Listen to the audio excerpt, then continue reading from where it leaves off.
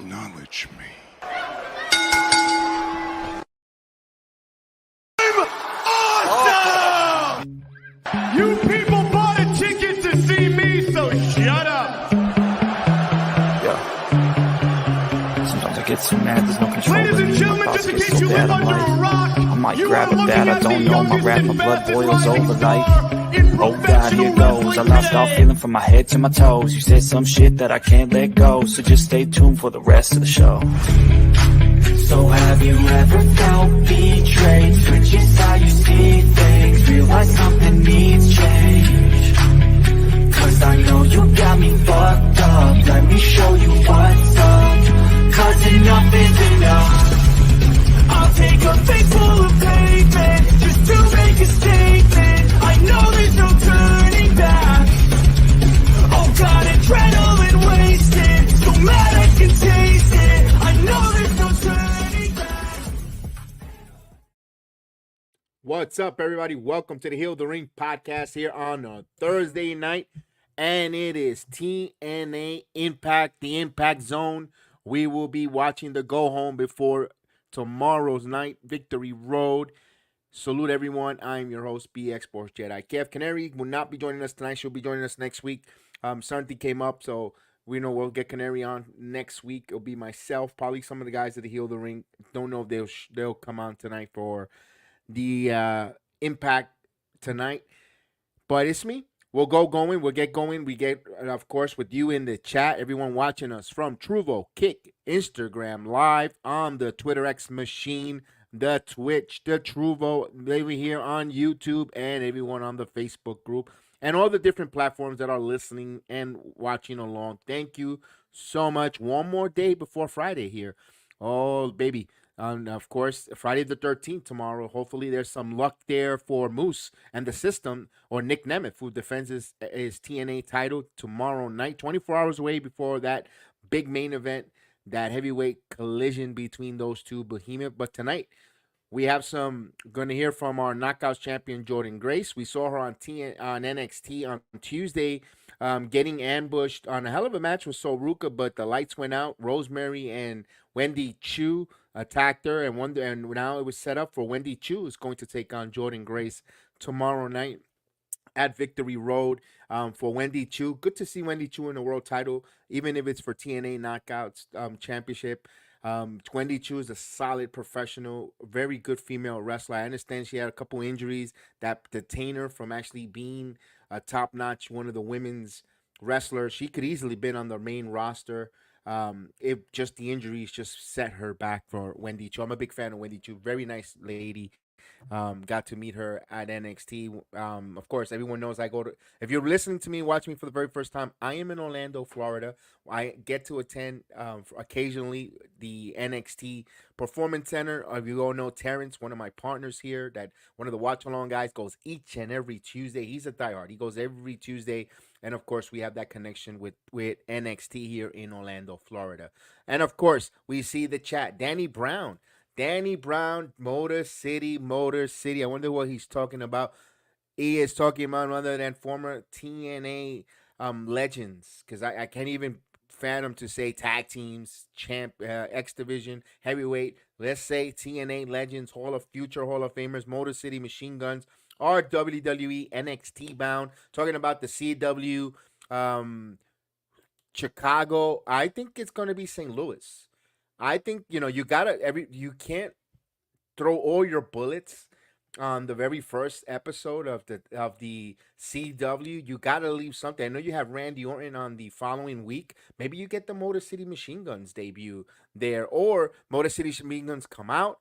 They challenge whoever they're going to challenge at that time, whoever's the NXT Tag Team Champions, and then you're off and running to the races. I thought, with Axiom and Nathan Frazier this past Tuesday, I thought that it was, and I'll stick with the TNA. I thought the Profits were going to win the tag team titles, and then I would have the Motor City Machine Guns take on the Profits. What a way to start off in a banger, but we'll see how that goes there. It's good to see Hammerstone. I hope this is not a one-off. I hope we get to see Hammerstone more in NXT. Hammerstone is a very impressive stature, good worker, very impressive. I love the work that he did with Obafemi. Remember, Obafemi's a little green behind the ears. And that match was a crisp, solid with two behemoths, larger than life wrestlers. They told the story, the physicality, and the move sets, pop up, power bomb, all the different things. Hammerstone is a very underrated big man. Extremely underrated big man. I'm a big fan of him, of Alex Hammerstone from MLW, and now in TNA. Again, I'm gonna be honest. I didn't see a lot of his MLW work or his independent scene work. I've seen most of his body of work in TNA up close and personal, following him. And I'm very impressed. What I see for him, I'm very impressed for Alex Hammerstone. And if he's something that could be a bridge over to NXT to TNA, let's go. Especially if he's not ready to be in the top of the main event scene right now. You have Nick Nemeth, you've got Moose and the system. You even got Joe Hendry. You got many others before Hammerstone, Jake something, before we get to that road. You know what? Let him go back and forth and get those reps, those bumps, and work with the NXT Performance Center with the coaches. It's never enough education or in-ring bumps to get better in your craft. And no matter in all walk of life, it could be from being an electrician to being a professor, a doctor, a mechanic. If more education, the more you educate, the more you know, the more experience, the better you are at your craft. I would love to see Hammerstone in the PC working with those coaches there. All right. Now, a couple news and notes. WWE has a call back to nostalgia. Saturday night's main event. They're saying Jesse the Body Ventura might be a commentator on that. You know what? I'm not going to be so opposed to seeing Jesse the Body Ventura. Let's see how it works for the first few, or maybe the first one. And if he's not that good, you could just say it was a one-off. I mean, he is a little elderly, but he's been, he worked in the public eye. He was governor. He worked in government. He knows how to speak, well spoken. Sometimes the age. Let's see. And again, you don't want to be ageism, but if he's not quick with the pace and quick with the comment, you make it a one-off and you move on, and then you bring in the rest, whoever you're going to bring for your Saturday night main event crew moving forward. Interesting to see on that. And another note I want to give props to TNA here. This Friday, the TNA Victory Road pay-per-view is one of the highest sold tickets totaling any TNA live events in the United States this year by far. And by the time the pay-per-view start, it will be the highest grossing ticket pay-per-view they're going to have this year. Kudos. And if those that say the WWE or the NXT TNA crossover is only benefiting NXT, when companies start seeing high gross, when we start hearing things like that, highest grossing gates, and their arenas continue to grow by a couple, even if it's 1,000 extra people, even if it's 500 extra people, even if it's 200, even if it's one extra person that you normally draw, it's a success because you're bringing in more revenue, and you get to expand your roster, keep your own wrestlers, and just continue to make better production. And that's a great job for TNA. That's what we want. We want to see TNA be a factor. We don't want it to see gobbled up or forlorn or just stay behind, and where they close the doors and then it just become a library for someone. I kind of want to see TNA work out and be that third company, or even I've been saying since January though. I'm still sticking with my guns from January. I still think the WWE buys TNA. I think or TKO becomes part of TKO family along with Invicta FC, and so forth like that. And speaking of TKO president Mark Shapiro stated that WWE will be cutting down on live events for the next year, explaining that it's less marginal profitable events. I'm not. See, there's pros and cons to that, and that could be a whole discussion, like a whole podcast towards that. The pros and cons of cutting back. You get bumps, you get reps for some of these wrestlers, especially some coming back injuries, some that don't get the TV time, especially Raw for the remainder of the year is going to be 2 hours. You're losing an hour and you're losing about 4 matches, or even in the ring promo. Those house shows, it becomes a special especially those people in Sheboygan, in Oshkosh, those small little Iowa, Davenport, those small cities that don't get the WWE Monday Night Raws or the televised stuff or premium live events. Those house shows are very key. People look forward to them. There's a lot of different things that TKO. That's why it's tough when you want to. Yes, the merger's great. It's been profitable, but when you got guys or corporations that never run a wrestling company or don't know the business or the appreciation of the art or the sports entertainment, they're looking at it as numbers and cut money here, cut money there, and it kind of hurts the product because now as they're giving the promos for TNA to start, now it opens up those venues that you normally go for your competition to book it because you're doing less house shows, less runs, and now your competition is able to go in those buildings in those territories. Just think about that as we're ready there, as we're getting through the watch along here. Thanks for joining me this evening. Of course, they're showing Jordan's Grace last week, where she had that open challenge when we saw Adriana Grace. And you had Carmen Petrovich taking on Adriana Grace last week. That was a pretty good match, but we saw there that Carmen Petrovich is not quite there yet in Jordan Grace level to give it a competitive match. It wasn't a squash match, but it was a learning lesson for Carmen Petrovich to be in there in that type of caliber of a world-class champion. As we've seen Rosemary, the attacks from Rosemary and the pillow, and we all know the pillow is from Wendy Chu.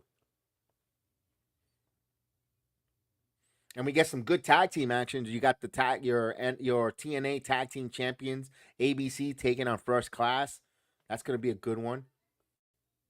Now, one thing that I saw in the dirt sheets, and I believe it was in an interview with Josh Alexander, he's talking about his upcoming free agency with TNA.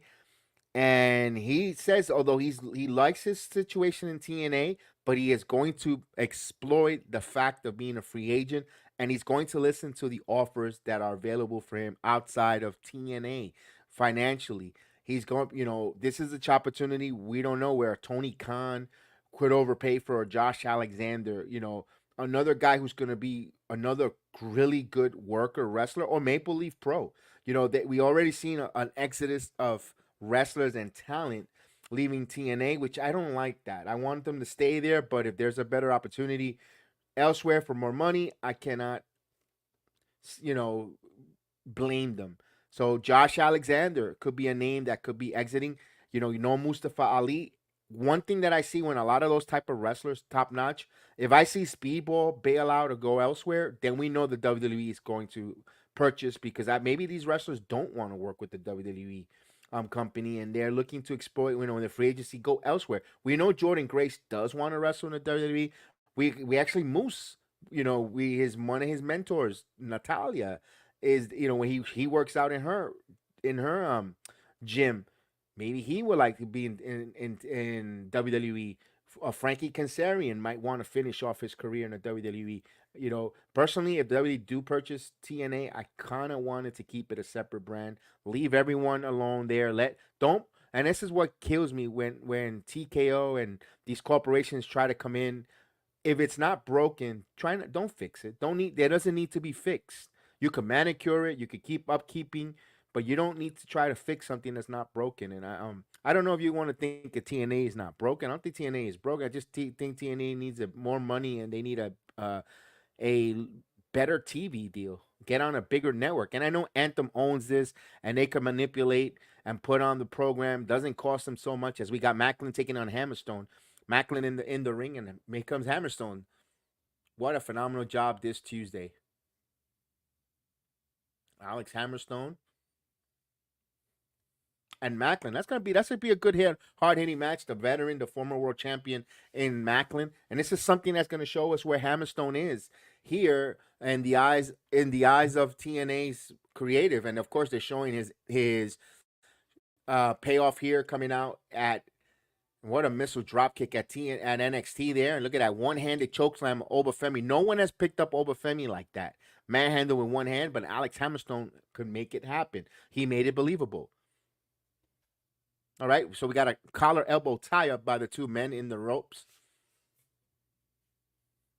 Got Hammerstone with the headlock now. Maclin whips him to the rope. There's a nice shoulder tackle. And of course, Steve Maclin has that shoulder heavily taped. Classic heel there, arguing with the referee, just buying Maclin some time. And Maclin now coming back here. Oh, what a chop. Maclin with another chop. You get the sound of those chops. Yes, he's glazing that chest of a Hammerstone. Oh, now Hammerstone putting in some offense now. Back to the headlock now. Side headlock now into the ropes. Nice. Misses the clothesline, Maclin. Hammerstone hits the rope again. Nice elbow. Very, very veteran maneuver there in the ring by Steve Maclin. Beautiful. Another chop. Maclin just glazing the chest there of Hammerstone. All right, here's a reversal. No. Nice knee lift by Maclin into the clothesline. Beautiful. There's a pin. Kick out at 2 there. Near fall finish.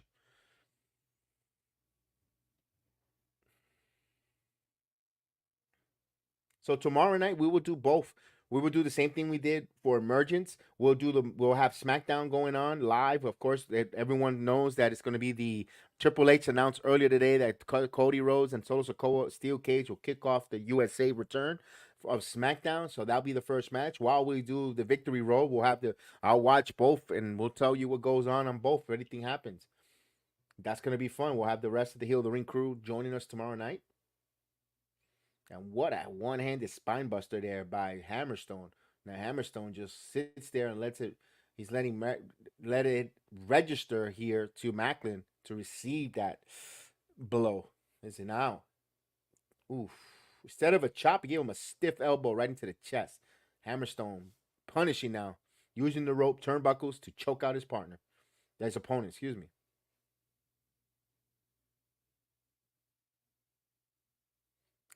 Classic heel carrying him by the ear. Oh. Different pace of a match here from Tuesday for Hammerstone and Maclin. Hey, nothing's slow. I like it because it's a punishing match. He's slowing it down now. Now, oh, nice backdrop. Hammerstone now trying to go to pin on Maclin. He's just punishing his back and his shoulder.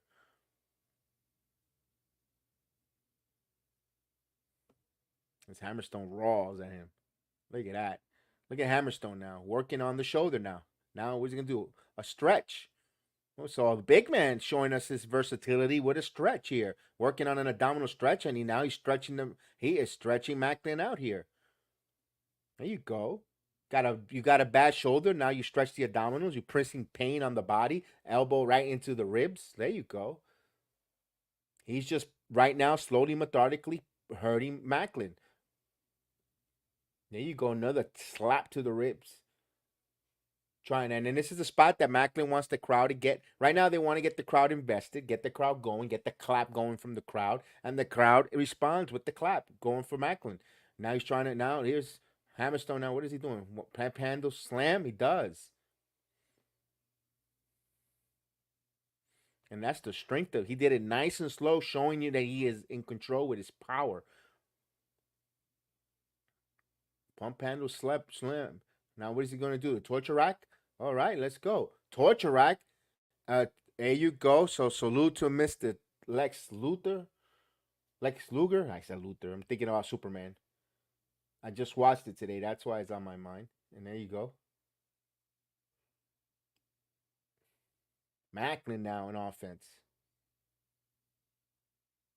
It's a reversal. Bam. That was a nice forearm by Maclin. Now Maclin on the offense here. Ooh, backbreaker by Maclin. Now work on the back on the big guy. Let's go. Maclin is now rallying here. Oh, Maclin just working, just punishing the back of the neck of Hammerstone. He's gonna set him up now for what is going to do? Trio walls here. Uh-oh. Here we go, Maclin. Getting the point. Maclin. Oh, shoulder into right there. Here we go. Here's a pin. No, did not take his win out enough. Hammerstone kicked out at 2.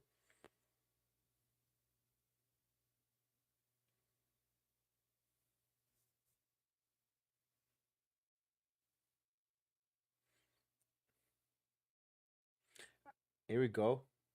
Hammerstone. No, trying to go for the Hammerstone now. Picks up power slam. That was a nice power slam by Hammerstone. Hammerstone too much looking at the camera, posing. Come on, attack your opponent. Hammerstone misses. Maclin now, clothesline. Hammerstone, both men go outside the apron. They're both on the outside. Oh, Maclin's going to go on the ropes. What are you going to do? He's going to go for a dive. And he goes for a dive. Okay, so we didn't expect them to be doing some suicide dives for Maclin. Maclin right in underneath the bottom rope, able to do his dive. Now he's going to the top rope. Not known for his high flying. It's Steve Maclin, but Hammerstone meets him in the top. Now what's Hammerstone going to do? Is Hammerstone going to set him up for belly to belly? A super belly to belly from the top? Let's see. And yep. Overhead belly to belly from the top rope. Beautiful execution. And a guy like Hammerstone, that's the kind of guy that will do it. What's going on, Heather? No problem. We will do both. We're doing both at the same time. Appreciate you there, Heather. Oh, running knee by Maclin. Now here's what a kick. Single leg drop kick by Hammerstone. Hammerstone now. What is he going to do here? He's going to set him up with that suplex. Nope. Here's a roll up by Maclin. Yo, he got him. So the most dangerous move in professional wrestling, Steve Maclin hits the most dangerous roll up and takes the big guy down. Wow, Hammerstone lost on a roll up. And Hammerstone was going to set him up for either a brainbuster or a suplex. Oh, Hammerstone now, the sore loser after the match. What is he going to do? Torture rack. There's the torture rack. He's got the torture rack on him. Shades of Lex Luger. Keep saying it, Luthor. Oh, here's Eric Young. So we got an unholy alliance here, or a respect of friendship between them. Oh, here comes Jake something. Oh yeah, if you're doing both, definitely. No problem. So we got a little bit of a friendship here. Jake something and Hammerstone. That looks like a menacing tag team. Put those two behemoths together. And now you got these two veterans, Eric Young and Maclin. I can't believe I'm going to say Maclin's a veteran, but yeah. Okay. All right, I like it. I like the way they came together, especially Jake something and Hammerstone. That you need some type of more tag teams for ABC.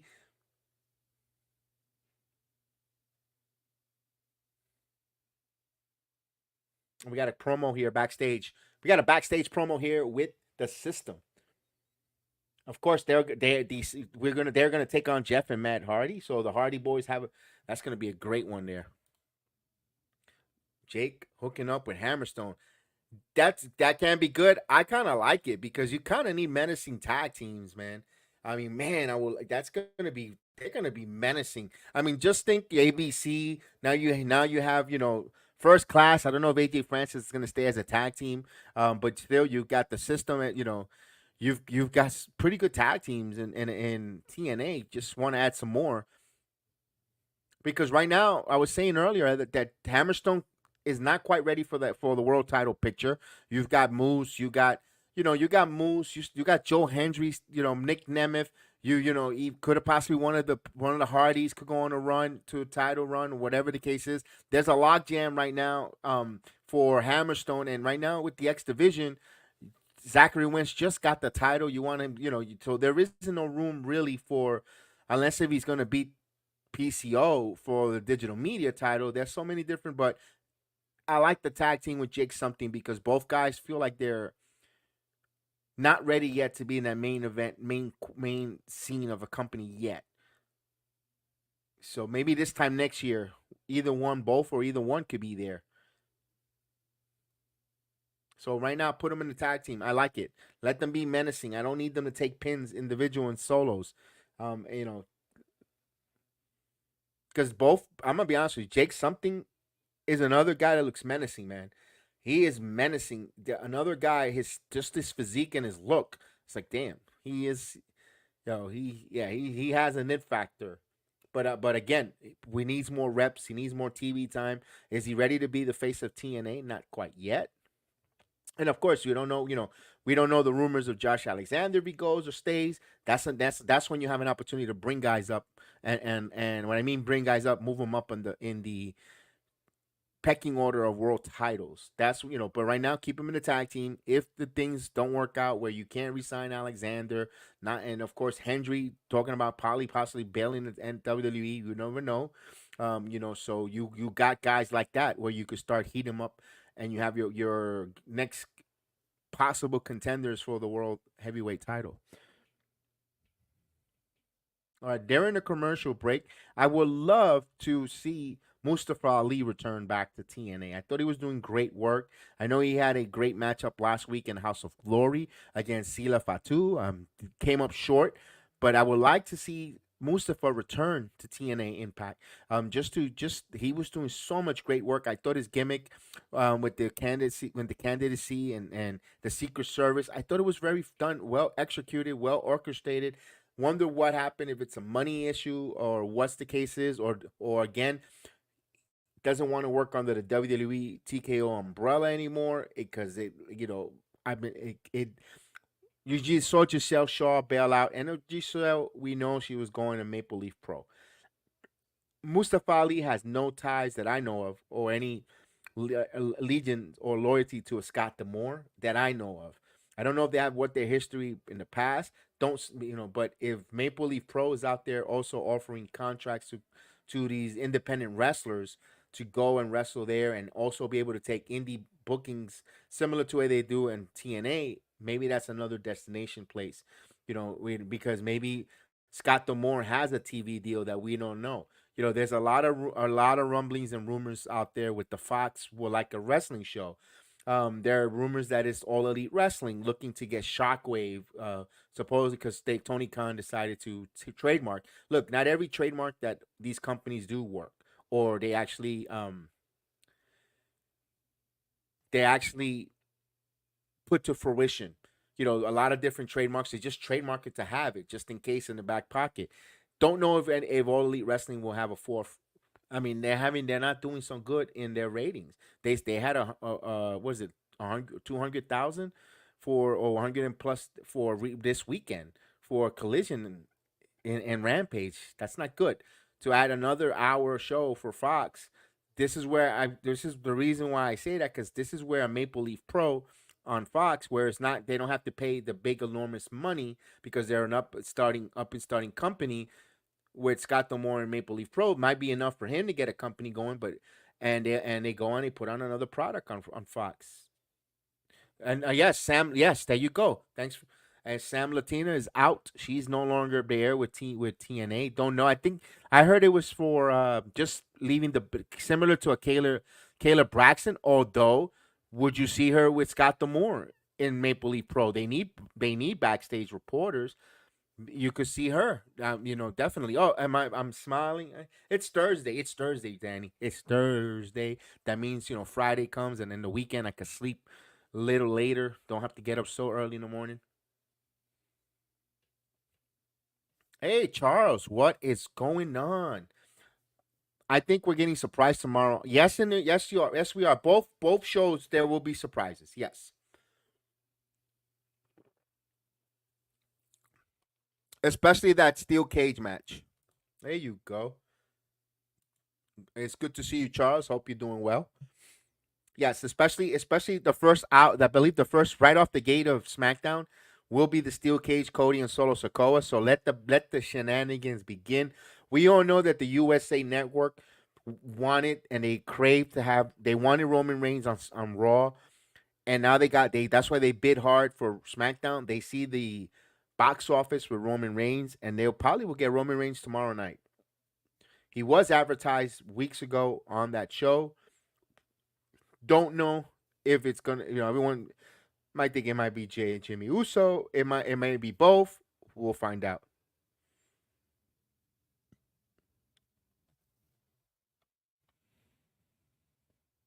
What's going on? Welcome aboard. Welcome, welcome, welcome. We're doing well. I hope you're doing well. Let's see. Maybe someone confronts Naya tomorrow. Hmm. But if I think who you're trying to tell me who it is, Charles.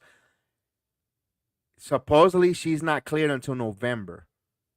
If we're talking about the nature zone, then if you're talking about Charlotte, she's supposedly not clear to get into November, but an appearance in coming out and kind of show her face to face and say, I'm still around. Don't keep it warm for me.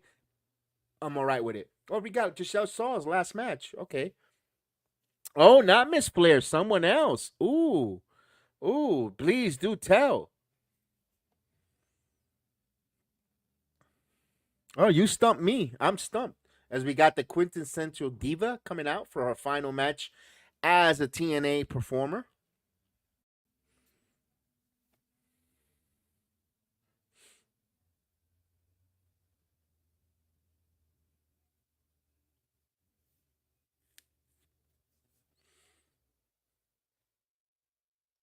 So Giselle Shaw, we're going to see her next month on Maple Leaf Pro. She will be having a match against Athena. Athena.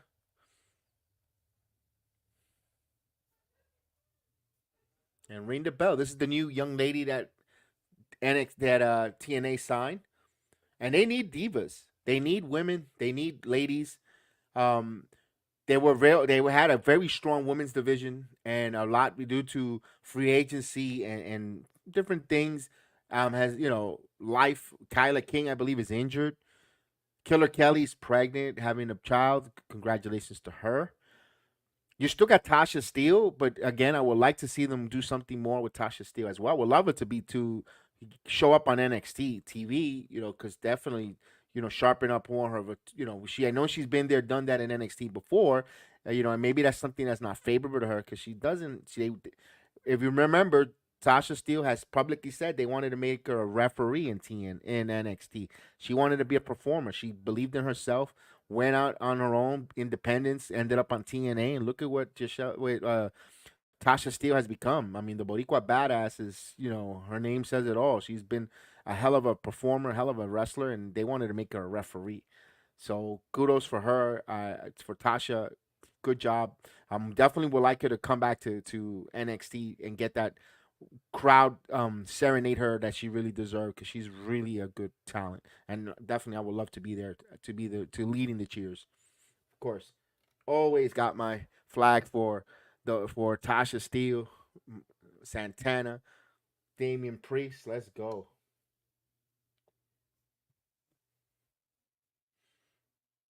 All right, so Heather showing a good work in the crowd here. So I guess Giselle working as the heel here. Okay. Oh, Giselle using her power. Here we go. Press, gorilla press. Oh, into a jackknife slam. 1, 2, kick out.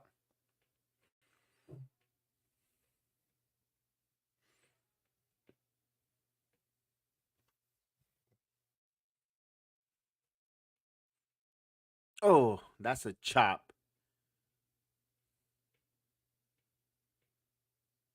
Another chop. Giselle now peppering chops.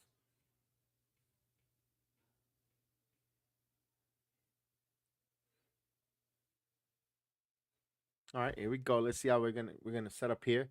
Oh, uppercut. Here's another. So Heather Reckless getting some uppercuts here. So she's getting. Here's a pin. Reckless kicked out. I don't know. This is probably Heather Reckless's first match with TNA.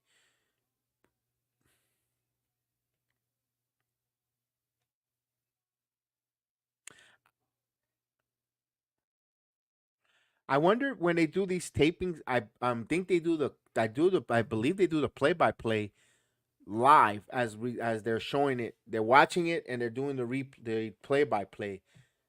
because they're mentioning a lot of they mention about the contract here. They're mentioning they of course nice swinging DDT by Heather Reckless. That wasn't reckless enough. Let's go. Oh, we got Ash by Elegance. Wait a minute. Ash by Elegance with her conciliere. CW is going to be interesting. What's up, Ted? How you been, Ted? You been doing all right, man? Good to see. Good to hear from you. It's going to be interesting. Well, there you go. And of course, and that's nothing. They got 2 live events because we were talking about the Motor City Machine Guns possibly, Ted, coming out on the first night of CW. But remember, they got another night. They got another following Tuesday in St. Louis. So who's mystery guest? I'm not gonna take credit, Ted. I believe that was Danny or no. Oh my God. Oh, I apologize, my pal, my friend from the chat, Brandon. I believe it's Brandon. He said Ricky Starks. He said it's Ricky Starks. No, not Dan and Terrence. No, it was from my chat. It was Monday Night Chat, the Monday Night Raw chat. It was Brandon. It was Brandon. And he said Ricky Stark. And I said, you know what? If that comes out, you're getting all the credit. And I, definitely getting him all that. He said Ricky Stark. That would be and I said, you know what? Son of a gun. That'd be a hell of a place for Ricky Starks to come out. The Revolution will be televised, and bam, well, you're off and running. I'm like, holy crap. Is it kept a secret? I don't know.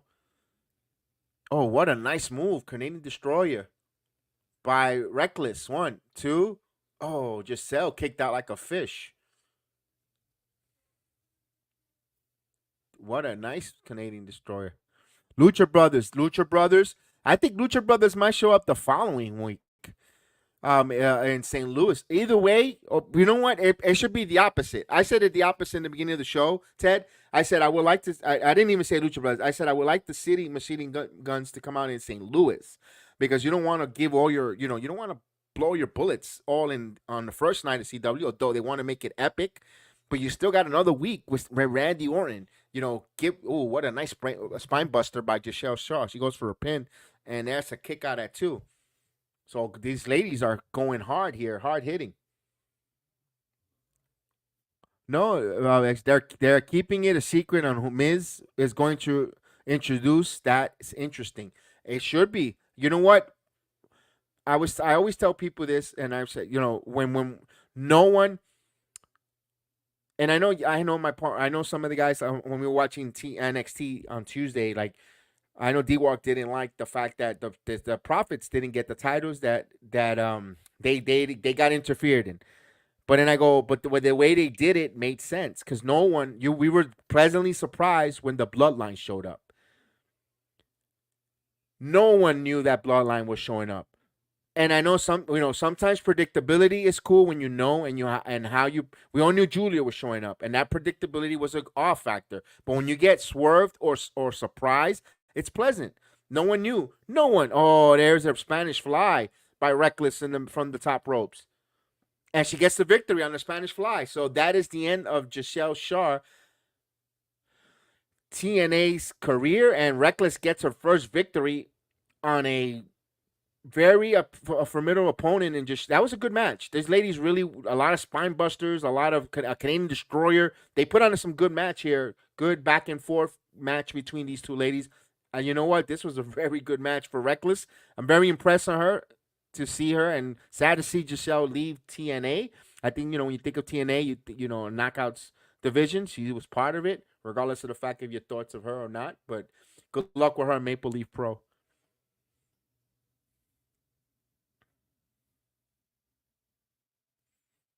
All right. So we were talking. So when we're talking about that surprise, when you're genuine surprise, because nobody, you telling me anyone sitting in an NXT crowd in the Performance Center or even here at home or watching along had the Bloodline coming out.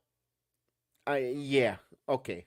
No one believed the Bloodline was coming out, and when they came out to interfere in that match, that was a pleasant surprise. I didn't see Jacob Fatu and the Tongans, Loa and Tomatanga, destroy and just stand there, and then they cut a if you're not bloodline, you're no one. I mean, it was a great moment, and that's what it's about. We got Xia Li now. We know Xia Li is going to TNA. I like it. I want to see Gail Kim work with Xia Li, Wendy Chu, with the revamped knockouts division. I wouldn't mind them. I don't know what Mickey James is up to these days. I haven't heard her on TV on the radio either. She's been missing in action. I kind of would like to see her back. I know her career is winding down, and I know she's happy being a mom to Donovan, but I kind of want to see her wrestle some more. I thought she had, hardcore country. We need a little more hardcore country. Do we see legends tomorrow on SmackDown? Like Taker or Cena? Anything could happen. It's tomorrow. It's San Francisco. Am I not mistaken? It's in the Bay Area. I think Canary is next week. It's in Seattle. Excuse me. Canary goes next week to SmackDown.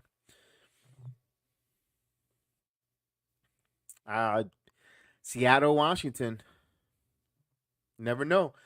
I mean, Hawaii. It's on that side of the United States. Hawaii to Los Angeles to Seattle. We might see the great one.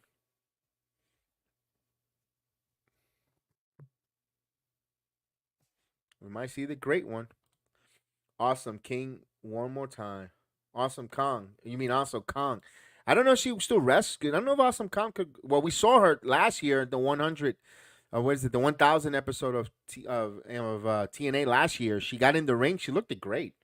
She looked very great. I didn't see anything with Awesome Kong, but I don't know if her body wants to. She wants to put herself through that. Oh yeah, KO's got a mystery partner tomorrow versus Austin and Grayson Waller. Who could it be? I mean, Randy Orton. It kind of seems like it's Randy Orton, but I don't know. Janina Love, I like to see her come back. They were all last year. I did do the watch along last year for the first night of the 1000 episode for TNA. We did do that last Thursday for night 1. Night 2 we couldn't. I believe there was a football game. That's why we did not do the second night, the second week of that 1000 episode from Westchester County Center. I've been to that arena a lot. Where they did that 1000 show last year. I went to that. Not to that show. I've been to that arena. I remember I went to see ECW there plenty of times. I remember in ECW, it was like on December 23rd. There was an ECW taping. I remember I parked the car, was walking and towards like the back of the arena. I hear someone psst, psst, and I'm like, what the hell? Well, my friends. I was with my friends. My friend Lucas, my friend Joel, and we were going, and the Sandman calls me over. I don't know if Lucas, if you're on Instagram Live, if you remember that, Sandman calls over and says, "Hey man, you guys got a cigarette?" I go, "Nah, man, we don't smoke." "Oh, why not? We don't smoke." "Oh man," and I'm like, "Dude, Sandman's bumming a cigarette off of us." Yeah, that was yeah, but he was cool. It was nice. And then I had an opportunity to have a great, long, intensive conversation for about an hour with Super Crazy. Of course, me and Latino speaking Spanish with him, but we just hit it off. We just went to the concessions, so I'm Super Crazy watching the match from out, from the concessions. It's a small venue, and man, Super Crazy, the nicest dude ever. Those moments like that when for a wrestler, he will never. You ask Super Crazy, he'll never probably remember who he spoke with or whatever. But for a fan to speak with a professional wrestler or to speak to to talent for like that, you look at the impact. It happened. That was 1999, if I'm not mistaken, 98. And look, we're talking about it now in 2024.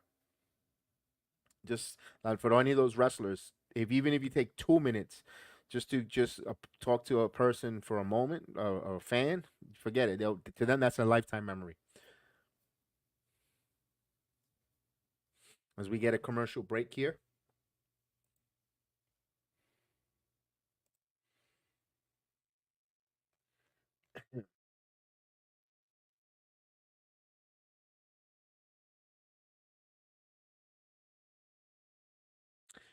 Well, we got Friday for the pay per view. I kind of wish, but hey, it is what it is with TNA. I kind of wish Victory Road was on Saturday. Not because I don't want it to compete with WWE. I kind of miss, but I know UFC's got a big card. Of course, my son is going to do the watch along this Saturday night for UFC 306. He always does the UFC. That's his baby. And of course, I'll be watching that as well. And of course, Canelo Alvarez is fighting. I'm just seeing the commercial right now. Carmelo. All right. I did not know that. So I'll probably keep an eye on that. Big boxing fan that I like. Well, call myself a boxing fan, and I don't hardly keep up. It's just, but I kind of wish this was on a Saturday to, so we could have wrestling. Wrestling is on fire. Always ready, Matt Cardona. Good to see Matt Cardona. I hope that they give him a TNA contract. I hope this, he's right. He's working on a short-term deal, but I kind of would like him for them to sign him a long-term deal. Oh, he's got Statlander because remember he says he owns her. He has the contract saying that he's going. His best interest is having Statlander as his valet, his vignette, his watching his back, and of course they wreak havoc and made a lot of money in the indies. I like it how they bring in their indie history together to TNA as a storyline. I love it. That's very good storytelling. And of course, you gotta like what TNA doing there. Like them or not, Tommy Dreamer, Lance Storm, and all the different guys in creative there in TNA, they're doing a good job with the limited amount of resources that they have. But story wise, it makes sense. It's captivating. Like if you follow TNA, you're not disappointed with their product. Even some people, even if they what the hell's a PCO? I tell people that don't see the moment of PCO. I said wait, watch a match of his and watch, and they all become fans. They all become fans with PCO. Like man, that guy could go. That guy's awesome, and wow, I like the gimmick because it kind of brings you back to a little WWE early '80s, the WWE '80s gimmick, but with kind of modern time. He's like a man with timeless with that gimmick, and it fits with PCO. And the way he wrestles at his age with the moonsaults and yeah, you just gotta say give that man his respect. Of course, now Matt Cardona's in the middle of the ring cutting a promo.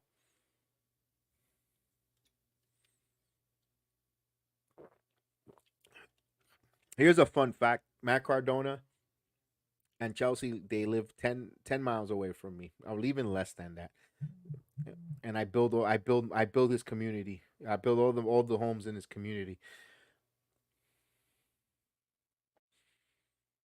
I didn't build his particular one that I know of because they all look the same, cookie cutter. Most of the houses are like cookie cutter, same model, same style, and but it's the same. It's the subdivision that I did like about 80% of the houses there. So I might have had a finger or two in Cardona's home.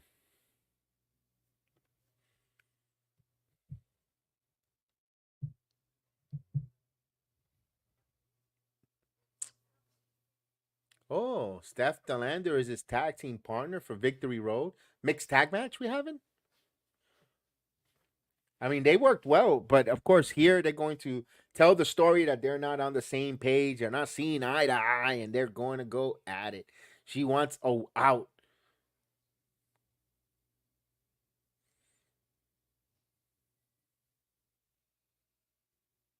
and I like it because he's holding it against her. He says if he doesn't do what he says, he's going to send her back to Australia. Oh, here comes PCO. Here is PCO.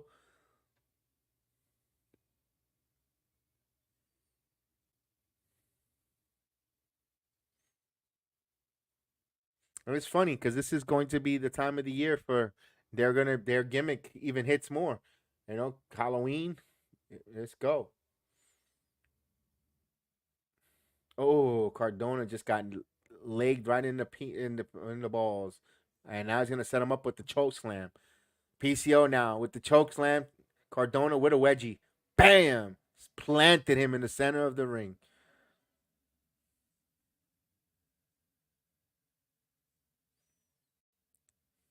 and the crowd goes wild. PCO, PCO.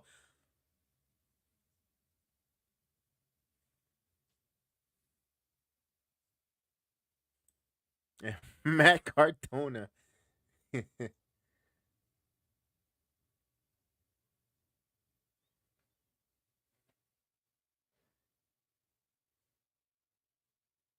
All right. So big implications tomorrow night for Spitfire. Spitfire do not capture the knockouts tag team titles. They have to disband. They have to break up. They can no longer be a tag team if they do not defeat Alicia Edwards and Masha Slamovich tomorrow night. So they're a little concerned. There's concern. There's worries. Um, Interesting because Danny Nula, pretty good wrestler.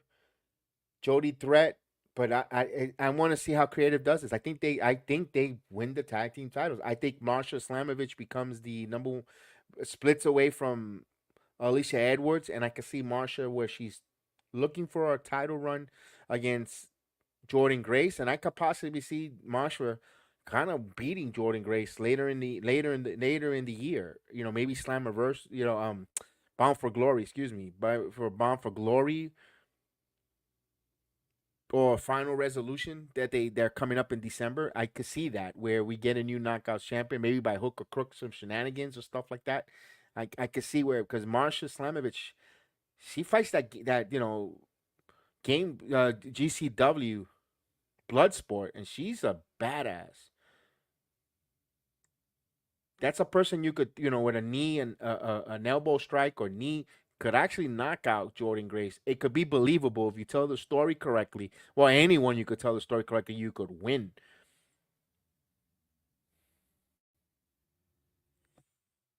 Logan, what's going on, Logan? Good evening. I'm not surprised that Xia Li is back again to WWE NXT. Well, she's a TNA, but technically, yeah. But Xia Li, they like the Xia Li. I don't know what happened. I think Xia Li got caught in the most in Pritchard's Vince stupid gimmick. Stupid cultural gimmick because she's because Xia Li could go. Xia Li was very impressive. I kind of and yeah, I know they didn't do certain pushes, and they put on SmackDown that didn't make her any helper either. 2 hour show where you don't have enough time to tell story, to invest in a Xia Li and all that stuff. That's why I'm concerned with Raw going for 2 hours because you're gonna end up getting the same issues that they're having with some of the SmackDown wrestlers. Not enough time, but we'll see. I think it's just for the end of the year. All right, so we got first class and we have the tag team champions ABC Austin Bay and Chris Ace Austin and Chris Bay. Let's go. Can't wait to see them taking on some of the NXT talent. Frazier and Axiom and Frazier will put on a hell of a match with these guys. These guys are above a class. I think, be honest with you, I'm gonna make a statement. I think they're the number. They're like one of the best tag teams in all of professional wrestling. That's a high compliment. I'm a big WWE guy, and I'm gonna give you a big compliment when it comes to ABC. I think they're right there. I think they're the best right now. I think they're bound for pound one of the best tag teams in wrestling.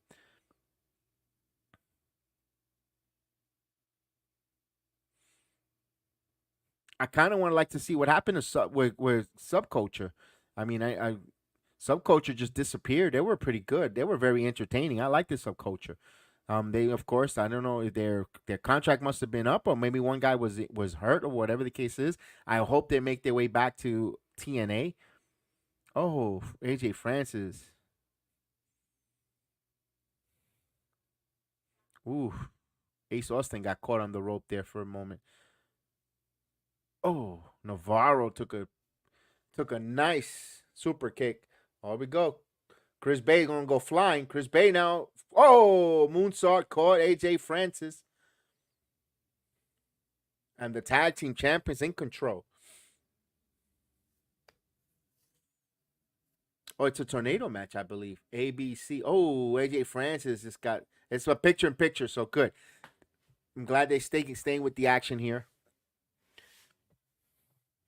Oh, he put the sign in AJ Francis' face and kicked him with it. The ABC, they were from a fan. So the fan interaction in TNA, love it.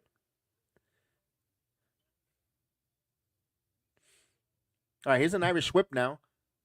Oh, Navarro. Oh, double arm as he's getting puppeted here into a double.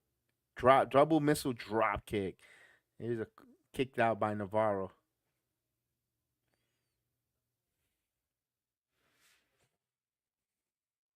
I'm gonna be honest with you. This free agency of this release of AJ Francis, it's been a blessing in disguise for AJ Francis though. He's doing good work in TNA. He found a home in TNA. He's very irrelevant with his promos. He's able to get more television time. He's putting on better matches. Although we could laugh, we laughed at a couple of stuff that happened to him in Emergence, but all in all, AJ Francis, the more reps, he's doing one of his best work of his career in TNA. I know a lot of people like to say that a lot, but he has been the reps are just helping him. It's a blessing in disguise. Then being in the WWE, and he would have been either in catering or doing hidden treasure show. For him, he's wrestling, he's getting on TV, he's getting the bumps, he's traveling, he's the fans always bring signs for him, the first class, the money. It works for him. Okay, James. He says NXT and TNA working together. Now there's a chance Zion goes back to NXT. Absolutely. Absolutely. Absolutely with that. We could see Xia Li returning. The same way we saw Zachary Wentz return. The same, we would love to see others that left. Wouldn't mind seeing AJ Francis return to NXT and having him walk in the hallways and see his partner, Ashanti the Dantas. Just look at him and you know that Rome. He wants to take out Obafemi and he sees Adonis and they have that friendship. A la to the same way we saw kind of a Rascals reunion. You're not gonna get everyone from Hit Row because we know Isaiah Swerve Strickland is doing his great work in All Elite Wrestling, and he has hard feelings towards the WWE for his release.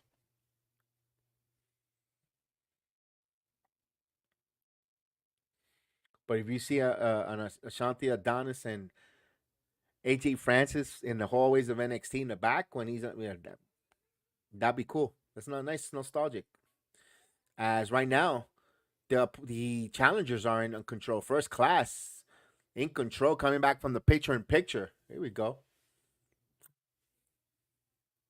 It's a tornado tag team match, so really there's no rules. There's no disqualification. There's no count out. You don't need a tag, and AJ Francis keeps doing that. That was more done on purpose, but man, he worries me when he does. Here we go again.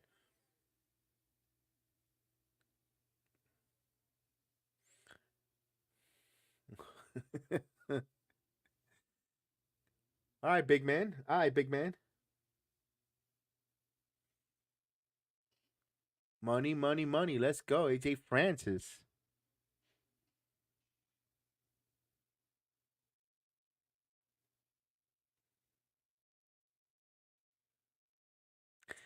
Son of a gun. What did he do? Oh, son of a gun. I never thought about this. They could have gave AJ Francis this gimmick where he could have been reinvented the $1 million title, the $1 million belt. Oof.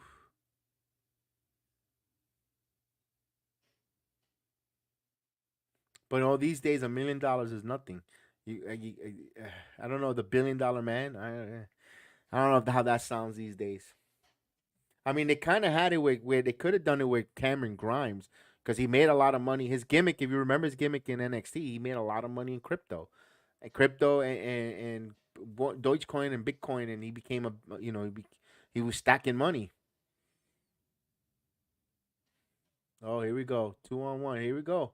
Navarro just got Austin off of AJ Francis. Now Austin's getting beat now in the middle of the ring as Chris Bay is out on the outside. Remember, it's a tornado DDT. So anything goes. Here we go. Navarro, here's a double team. Oh, that was an impressive slam. 1, 2. No, Chris Bay kicked out. Kicked out at 1. Wow. Give me at least a 2, Austin. Gotta. I'm pretty sure Tommy's gonna have a conversation with him about that in the back. It was a good match. It was a good match. Next time, try to kick out at 2. You want to protect the business. Here we go. Another. He's gonna do it again. Oh, power slam on top of him. Here's another pin. 1, 2. Now, okay, better kick out here at 2. Now AJ with the pin, 2.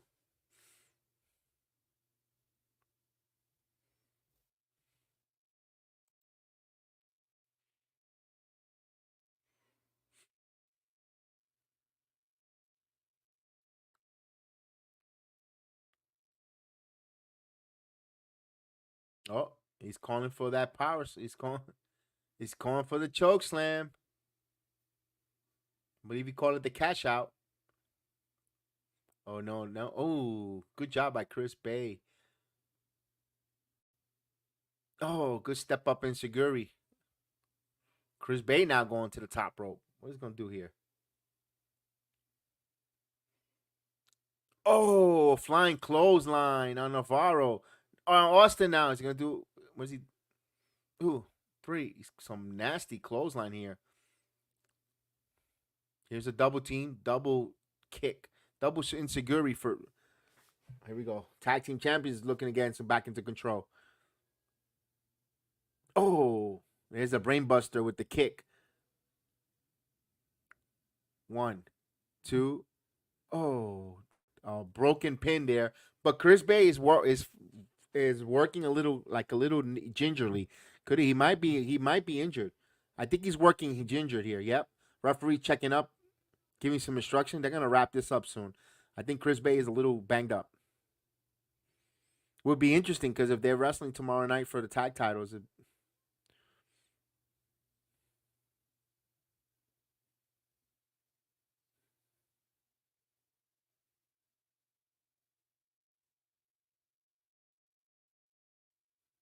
AJ now. They're gonna try to pick up AJ Francis. Not today. Now AJ Francis, nope. Double arm, double knee strike. Oh, AJ Francis, double knee strike. They still hold on to his hands. Now they're gonna try to pick him up again. Double suplex. They got the big man up and they got him over. The tag team champions got the big man over. Here's Ace Austin with a pin. 1, 2. Oh, AJ kicks out.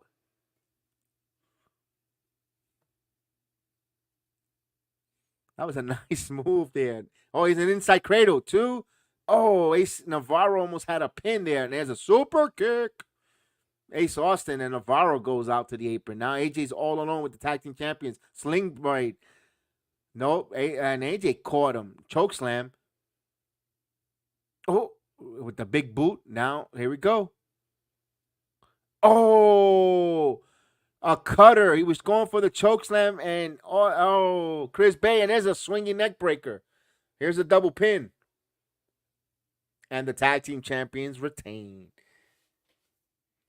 Nice match. Good match. Good. See, that was a very organized tornado tag team match. You didn't have all the nonsense, shenanigans, something simple.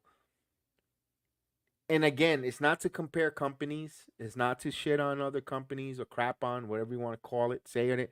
But why can't All Elite Wrestling just do this exactly like this? They have uber talented wrestlers. Simple. It was a tornado tag team. Just say it. Don't have to. They didn't have to call it a Casino Gauntlet title eliminator bout. They just simple tornado tag team match. Simple. That means that referee, you don't have to. You don't have the referees doesn't have to catch the heat like Rad Renspert has, or Audrey Ebert, or or whoever all the referees from All Elite Wrestling. If you just say tornado rules, simple. They don't have and it takes away from the criticism. If you saw him busted open, Mark Henry came on busted open. Very upset at Bryce Resford. Was it Bryce Resford? Upset with him because of he kind of went at him or said something on Twitter. And Mark Henry says, "You have something to say? Call me. You got my number to go on Twitter." And Mark Henry didn't do anything. He just said, "I'd rather not comment." There's a video where in the match on Saturday, Jack Perry needed an assistance from the referee Resberg to kick out. He pushed his leg as a kick out, but of course, you don't see it until you see the other side of the camera. I don't know if it was a fan who took that video or was it the on other side of the camera shows the referee was blatant. It was like the referee kicking, pushing the leg to kick out. It didn't look good. It was a black eye, and where a company where they're on a microscope or magnifying glass for anything they do, and they want to say they want to just ridicule and attack them, then Henry says, "I'd rather not say anything," and he kind of took a receipt out. Oh, I used to set up your travel plans and this and Mark was like, he was mad. He was mad. He called in, busted open. I would say listen to that. You could get it on the YouTube channel, busted open, and I'm giving them a cheap plug, a cheap putting them over. Especially that was Tuesday's episode. It was Tuesday's episode. Check it out. He was very, very, very irate. When I mean very irate, that man was very irate. He was very upset um, about that. And yeah, he said after I'm done here, I'm gonna call him and have a conversation with him. So as soon as we hang up, so pick up your phone because I'm about to call you. I was like, oof, yeah. I mean, they can never help themselves with the negativity. They do something good. They get a pay per view with 45,000 people. They have a nice 9,000 gate in Chicago, and then the shenanigans and stupidity. I mean, they're their own worst enemies. They're their own worst enemies, in my opinion, when it comes to all elite wrestling. They've got talented wrestlers. They've got an owner who wants to spend the money on whatever they need. If they want to put the licensing for any song or music, they got it. There's no. It looks like there's no. No, I'm not going to. There's no penny pinching when it comes to that company. Yet they're their own worst enemies. They're their own worst enemies and of course from the leader to everything from talent from the officials. They're their own worst enemies. They should be where they should always be. They should be really giving a threat to the WWE with the they've got the talent, they've got the agents, they've got the finances, and yet they keep sinking because they keep doing it to themselves. You had a backstage altercation in all elite, in all out in Chicago. Another one, they can't help themselves. It was a wrestler who was cutting a promo vignette who was on the card. Got upset with an agent or something. Security had to run. It seems worse than it is, but when you report it, it's negativity. Then you had the referee stuff with Rice Rensburg and Mark Henry happening this week. It's just they can't help themselves with the negativity.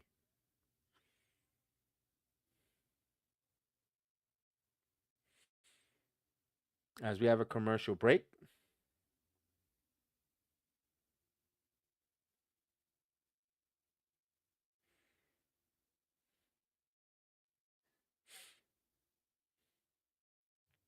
Yeah. Company that want to be the alternative, they're that Saturday was an alternative, all right, with paper bags and syringe. But wow, but they're doing a lot of pay per views, like 2 weeks. They're not letting things breathe and build, which is good if you're an all elite fan. But they're gonna need a streaming deal because I don't know if their fans are gonna be plunking $59 over $49 every 2 weeks. That's a lot, especially with this economy. Oof. I mean, he does give you 18 matches per. Get your money's worth. But man, they're showing Jonathan Gresham. It's good that to see that Gresham is still in TNA. Although said something he was going to sign with Memphis or whatever the case is. I hope not. Hope he stays in TNA. I like Jonathan Gresham. Very underrated. I know we all know what's the issue with him is this height, but he's a hell of a worker. Hell of a worker. So what is he changing his gimmick again? Getting rid of the mask, that new mask, and going back to the octopus. I mean, interesting, interesting vignette from Gresham.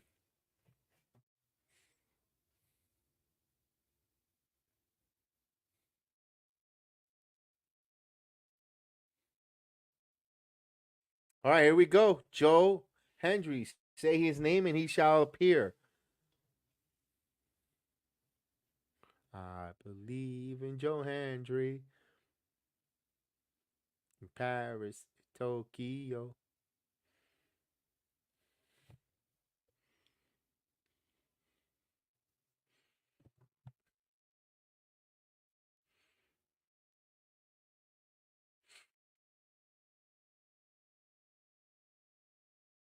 I noticed he doesn't give high. He doesn't shake people's hands. He does. He just points with Joe Hendry. I've said this before. I like Joe Henry. He's super over, but he's if you listen to his promos and the way he comes out, he's kind of like a heel. I know everyone likes to believe and but the way he's come out, I mean, he sounds like a heel.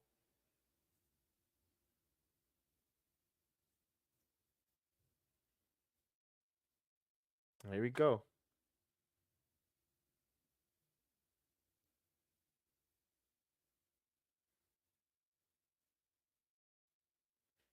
That is one of the hardest working men in 2024. I tell you that much.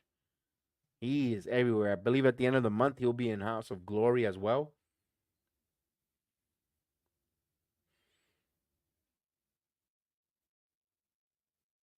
And you go.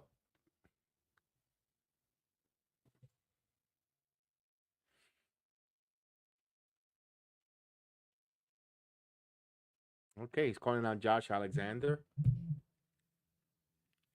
Now it didn't work out the way I laid it out or said. I mean, just let's just entertain this thought here. Because this was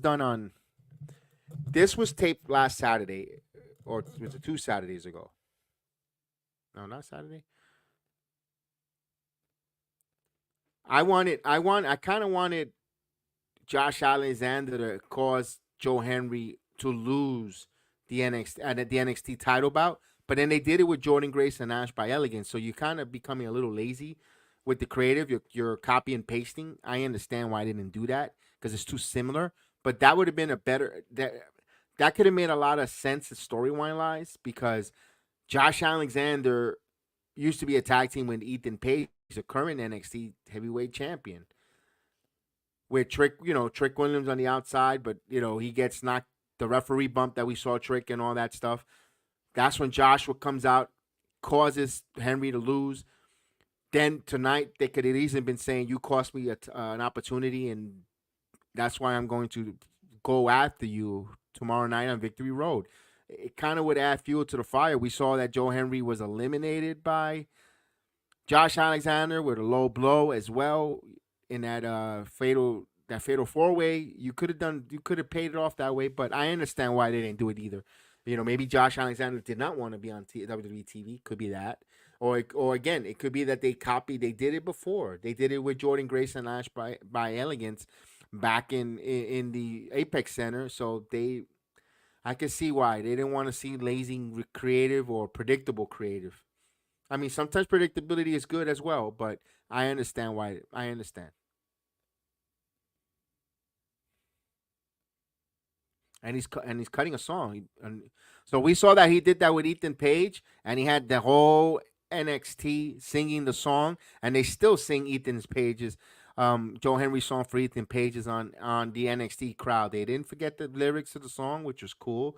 So Joe Henry becoming impactful with those songs, and he just cut one on Josh Alexander, calling him a wannabe Kirk Angle.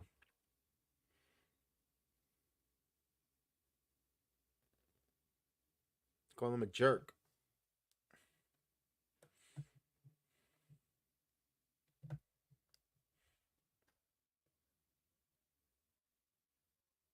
Now you got you suck. Kirk Angle, you suck. Like it. There you go. The crowd coming alive with the you suck. I like it. I like it. Let's go.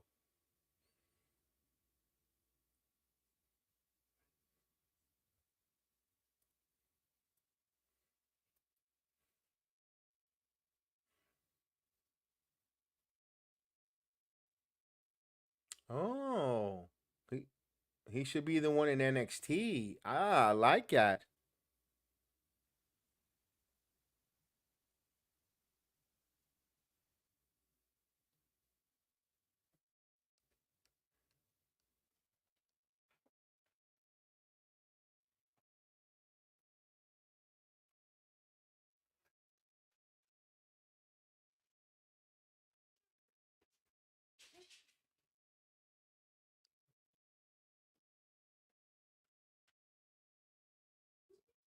Hmm. There goes the vibe. I like what he said. I should have been me in NXT. I like that.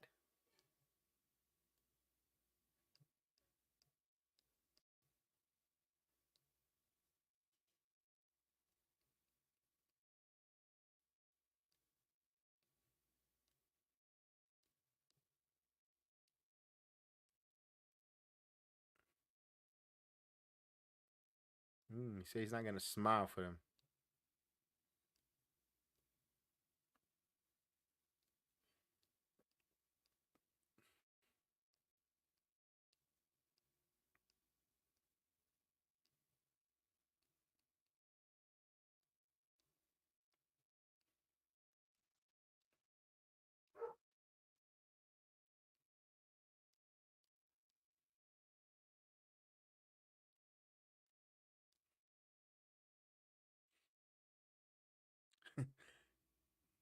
Joe Henry needs a haircut.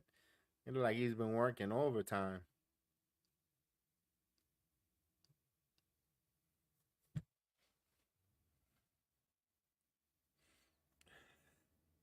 Walking Wiener now. They call him Walking Wiener.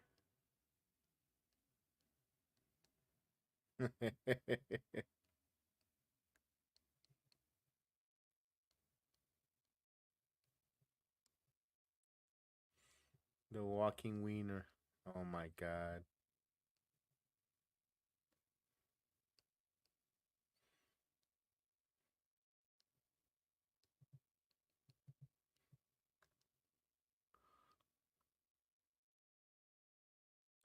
All right, so we're getting Joe Hendry and Alexander.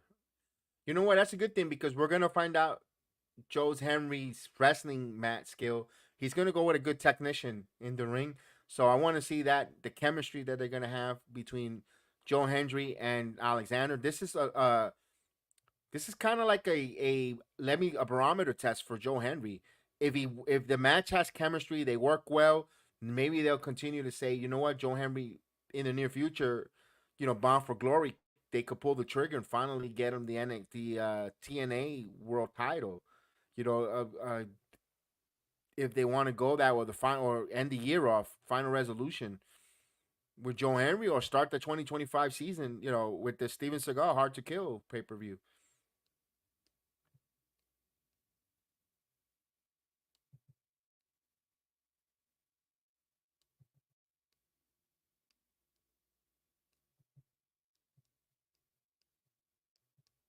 All right. The crowd chanting, "We believe." There you go. The crowd now singing the song. Now the song came out. Okay.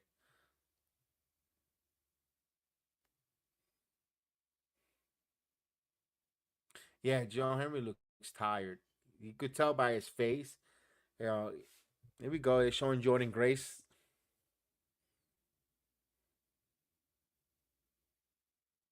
Yeah, it was defended on WWE TV. There you go. Jordan Grace, Sol Ruka. Hell of a match. If you haven't seen it, guys, it was a good match. And I mean, Sol Ruka's up and coming. She's ready to up and coming.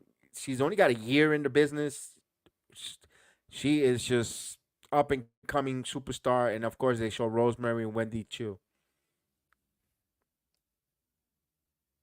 Nightmare Chu by Wendy Chu. I love it. Wendy Chu versus Jordan Grace. Oh, Adriana. I need to see a backstage promo with her and her father. Adriana and Santino Morella. If you did not know, that's her father.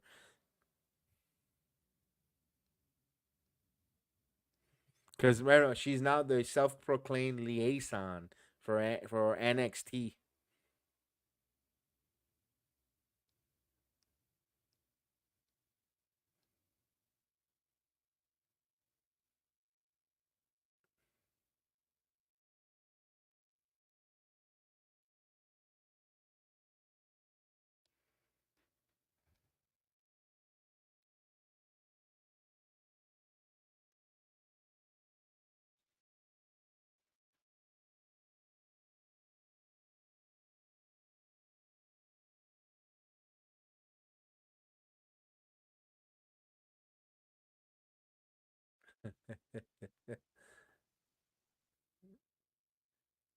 what a moment to see Adriana on TNA TV with her dad. That's cool. They haven't had a on screen together, but I know he must be smiling for ear to ear working this opportunity with Bianca, his daughter.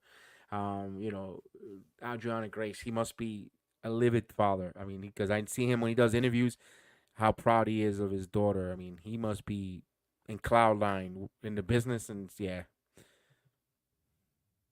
it must be a proud papa, Santino Morella. I'm a proud, I'm a so proud papa.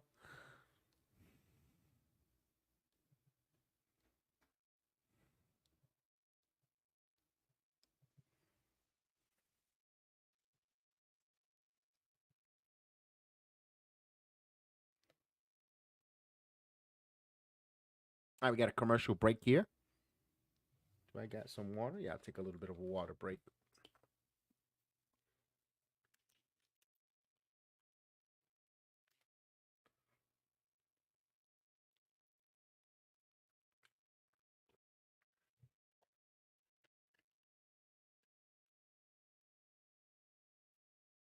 I see the graphics came out for NX for WWE War Games.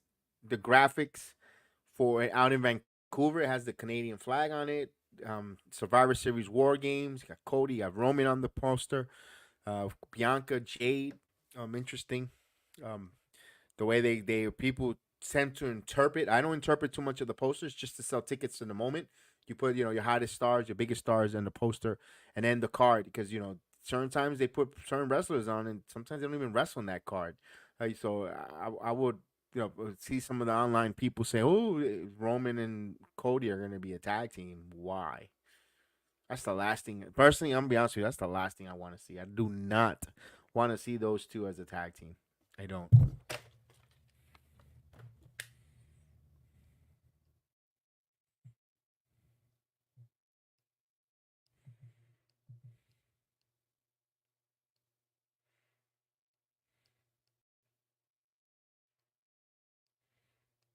All right, we're getting commercial break here. Got to find out when is the. Oh, I gotta wait for the live event. I can't wait for the live event tickets for Orlando on the 28th. I'm definitely gonna go to that here. And I got my son's going. I think I'm gonna get my son's tickets for the AEW pay per view that's happening in Orlando.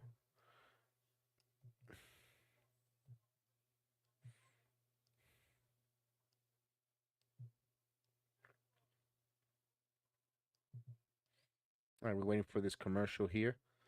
Crossover hour had that Joe Henry and Josh Alexander matchup. I can't.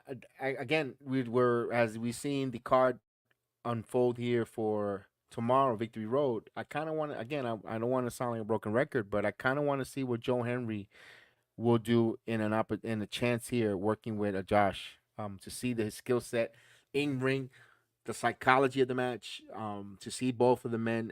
How Joe Henry, if Josh Alexander is going to take him to the brink of where he has to work in a different manner, and become an obstacle. If he's ready to take that next, if he's gonna take that next step, you need that opponent to take him to that brink. And I think Josh Alexander will be the proper weapon to do that. No pun intended. So I can't wait to see how that goes. Transpires tomorrow night.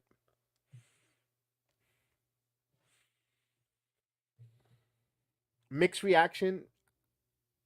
I know we have a mixed reaction from the Iron Man match that he had with Nick Nemeth. Um, I don't know if we were WWE. We were all excited with what happened in WWE that night, and that was still left for us to watch. And we were, I don't know. It felt like the Iron Man match was. They could have done it. They didn't need to do Iron Man between Josh and Nick Nemeth. They would have had a hell of a match if they would have just had.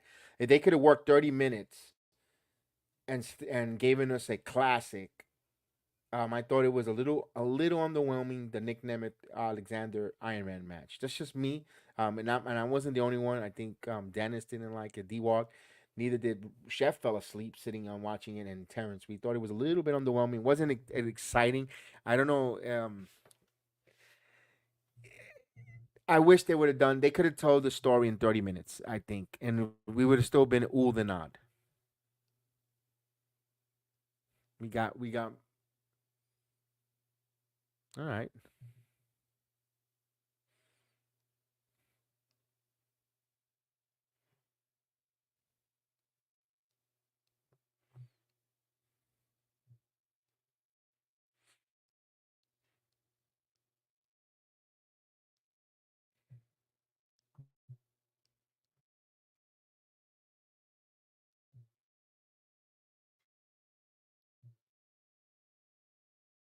Santana wants Moose to win that title. I think so. I think Moose regains his title. I don't know if Santana wins it. Would love to see Santana become champion. Oh, oh, we got the Consigliere in the ring, so we got Ash by Elegance coming up soon.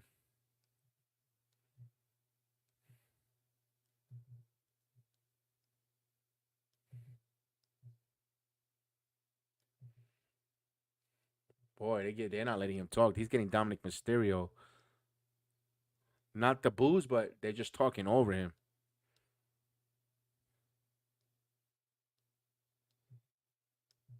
Hmm.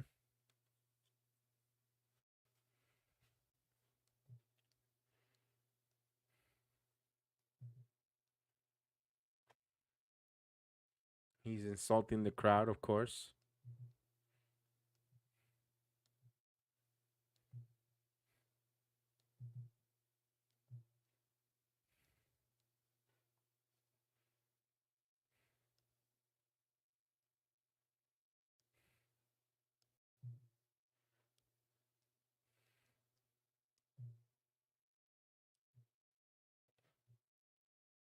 All right, here's Ash by Elegance, the former Dana Brooks.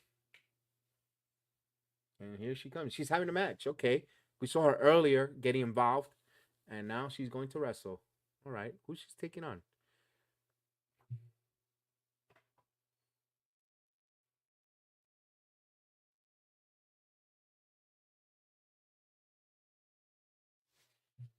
I think the heel run suits her better. Although she still, at times, look like she wants to chase the hug or she wants to. But I think the heel persona really fits her.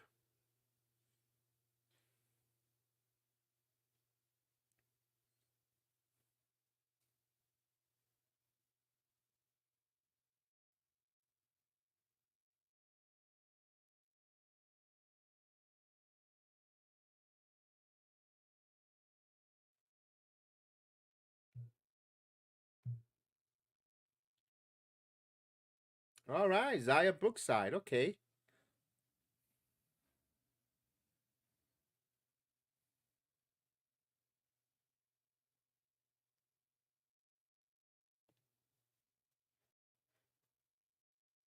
All right. Zaya Brookside.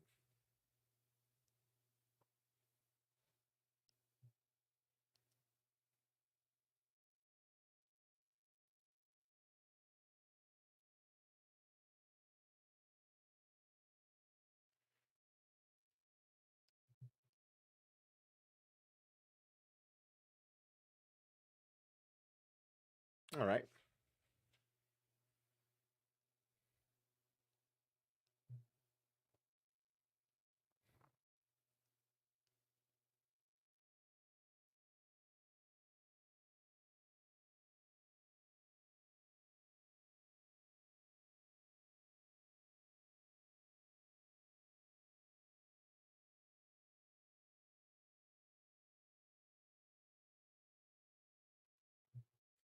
All right. Let's see this match here. The ladies haven't engaged yet. There we go. Zaya. There we go. Carla elbow tie up in the middle of the ring. And Zaya showing a little strength there. Zaya looks like she's what 115 pounds soaking wet. Going with Ash by Elegance. Ash wants a clap going, but you're a heel.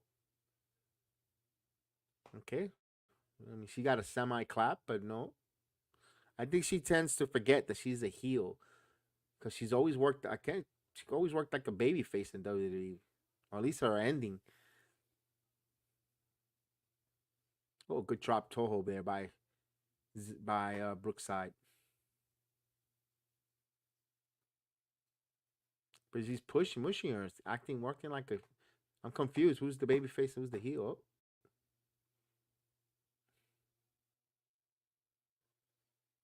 Nice.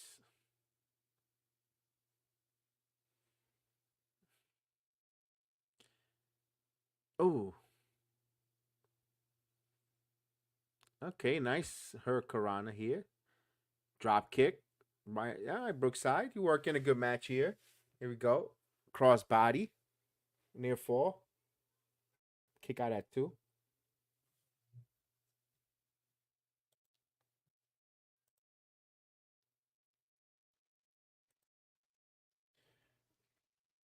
Let's see. Now Dana Brooks now. Actually, Ash by Elegance. I gotta stop calling it Dana. Oh, she's trying to go with she was trying to go with a face buster.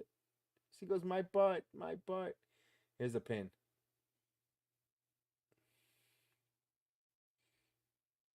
Her butthole hurts. What's? Oh my god. Oh, the consigliere getting involved. 1, 2.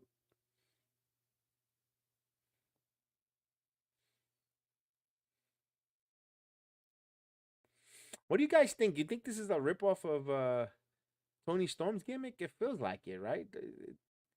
Tony Storm was ahead of her, was doing the black and white with the advocate or the consigliere, and it's kind of like a little bit of a ripoff here. But it's working for Dana Brooks, aka Ash by Elegance.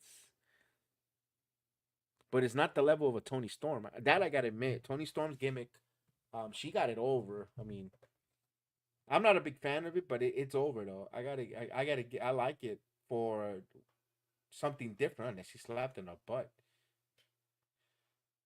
A little frisky there by Ash by Elegance. Nice snap suplex. And Brookside. Why are you slapping that poor girl there? She don't have much. Hey, I just saw a wrestler looking in the back. Looking from the back. They caught him on camera. Ooh.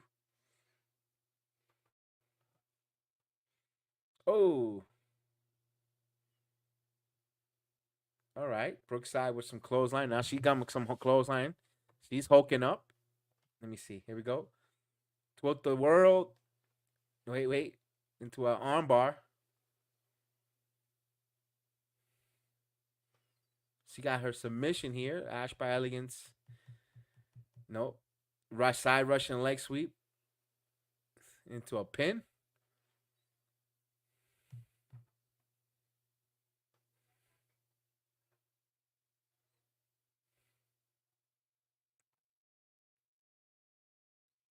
Let's see what we got here.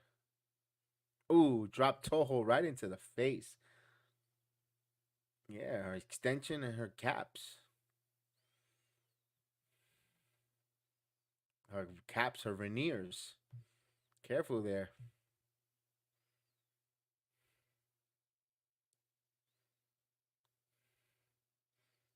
Uh-oh. Consigliere on the apron. The consigliere on the apron. What is he doing? Referee, kick him out.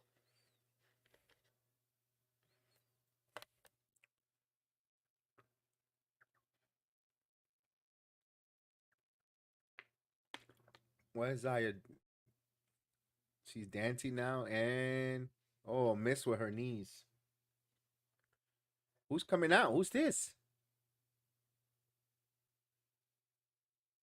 Oh, Heather Reckless.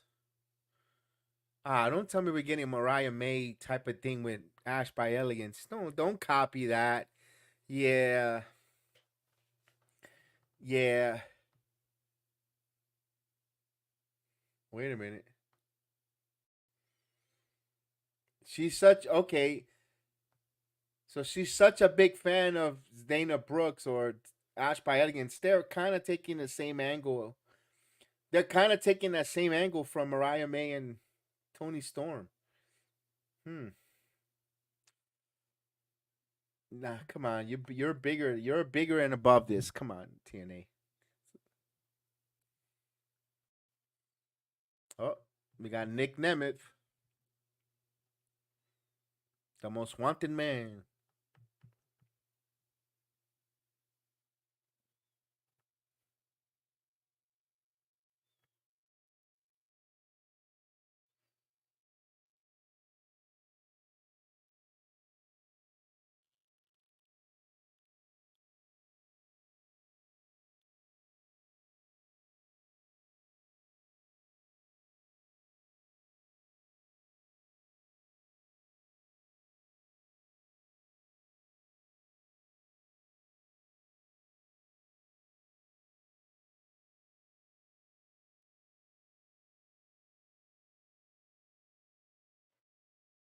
I'm listening to Nick Nemit's promo.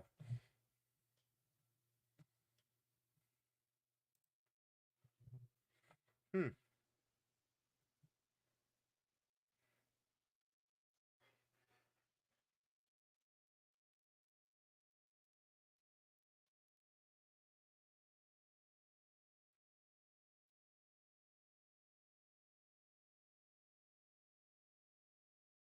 All right, pretty good promo by him. Got the Hardys gearing up. Here we go, Hardys.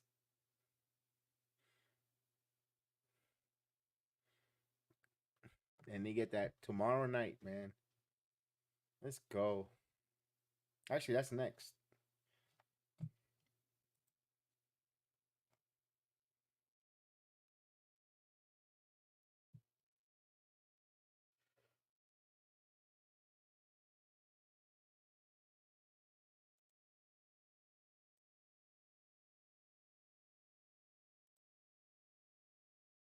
All right, we got a commercial.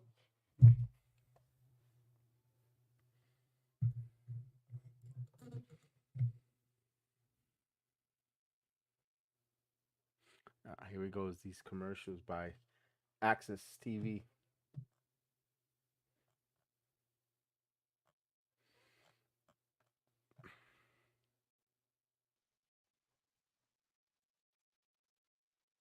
Yeah, Isla Dawn. Isla Dawn just closed her Twitter account. I guess she must have gotten some not so pleasant people. Just gotta block people. They get dumb on Twitter, you block them. That's it.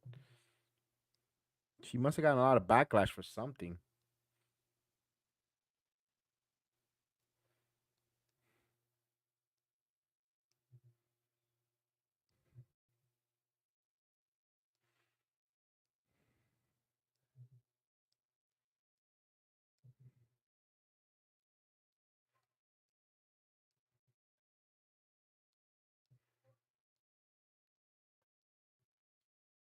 All right, we got a commercial here. We got, I think we got like 2 segments left before TNA comes to a conclusion.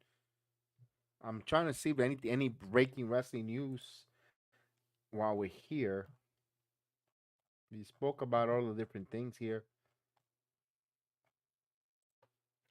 Here's a name that I know we saw them in TNA for a little bit. I guess Grizzly Young Veterans wasn't nothing to write home about in TNA. To be honest with you, I seen them in NXT as the Dyads. Of course, when they came over, part of Joe Gacy's group. They're good workers as a tag team.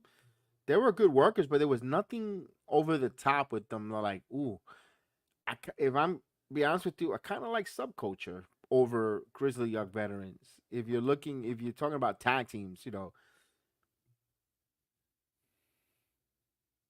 but good for them going on All Elite Wrestling, going to a company that you could use them for Collision, for Rampage, those kind of those tag teams there. They could get their work.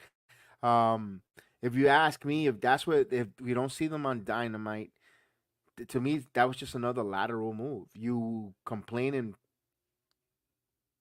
whine to get your release from NXT. All right, you're going to TNA. TNA, you had an opportunity to tag team title, get a little bit of run, not much of a run, and you're just another lateral tag team in AEW. You're not beating FTR. You're not going to beat the Bucks. You're not even in a program with them. And if you are, you're going to get jobbed out to FTR. And it's like you did a lateral move. You didn't really improve. One thing is when you want to improve. Unless you improve your bank account and your wallet, then you know what? Then we be quiet because you made more money. At the end of the day, it's about it's still about a paycheck because no matter you're not gonna call the power company says I'm an 18-time world champion. You can't turn my power off. They're gonna tell you, well, where's my money? 18-time champ, pay me your bills. So I get it. If they're getting paid for their bills and are getting paid good money to be, to do what they do, lose to FTR or lateral, then who are we to hate on the Grizzly of vets? I get it. And the same thing with Ricochet. The same thing with everyone's up in arms, got bothered a little bit. Ricochet went to All Elite Wrestling. He wasn't being really utilized to his full potential in WWE. One, due to his own self, his promos or his tone of delivering the promos is the reason why with Ricochet, a lot of folks were like, let's face it, we were never gonna see Ricochet as world heavyweight champion. He won United States. He won Intercontinental. We knew what some North American title. I think he saw that he saw his limit. He saw his ceiling. I don't blame him.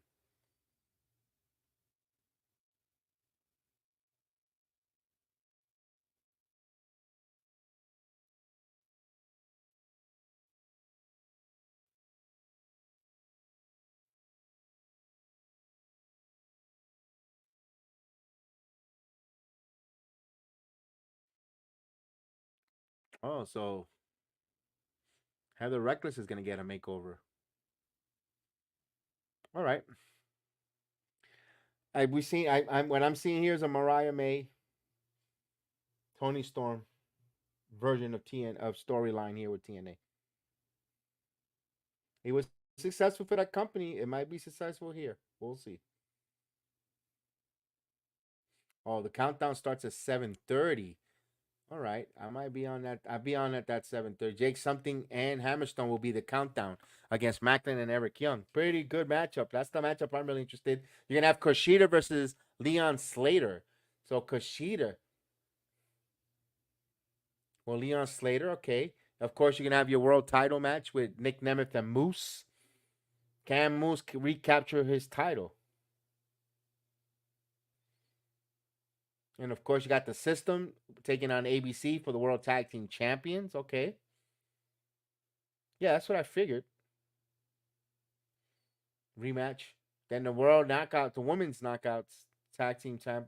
Spitfire versus Militia. Remember, Spitfire loses, they get disbanded.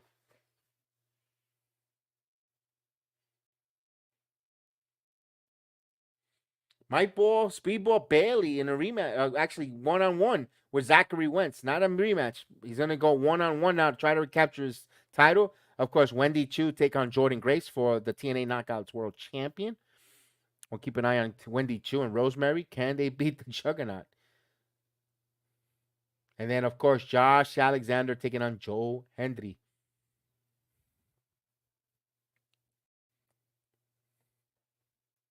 And we got a new matchup. You're going to have First Class taking on the Hardys. So they added a new match. The Hardy Boys will be on the pay-per-view tomorrow night against First Class. Let's go. So we're going to get some more AJ Francis on pay-per-view. Good job for him. He got on the pay-per-view card again. All right, so here we go. Main event time. The Hardys versus the System.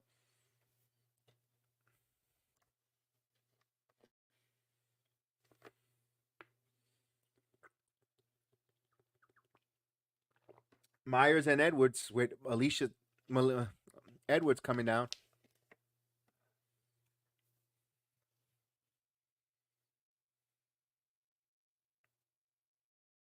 It's going to be interesting tomorrow to see if Alicia Edwards still has her neck brace. She took a nasty bump from Danny Nuna at Emergence. Had to be carried back to the back by Tommy Dreamer. Very scary situation. As I got right now, it went in blank.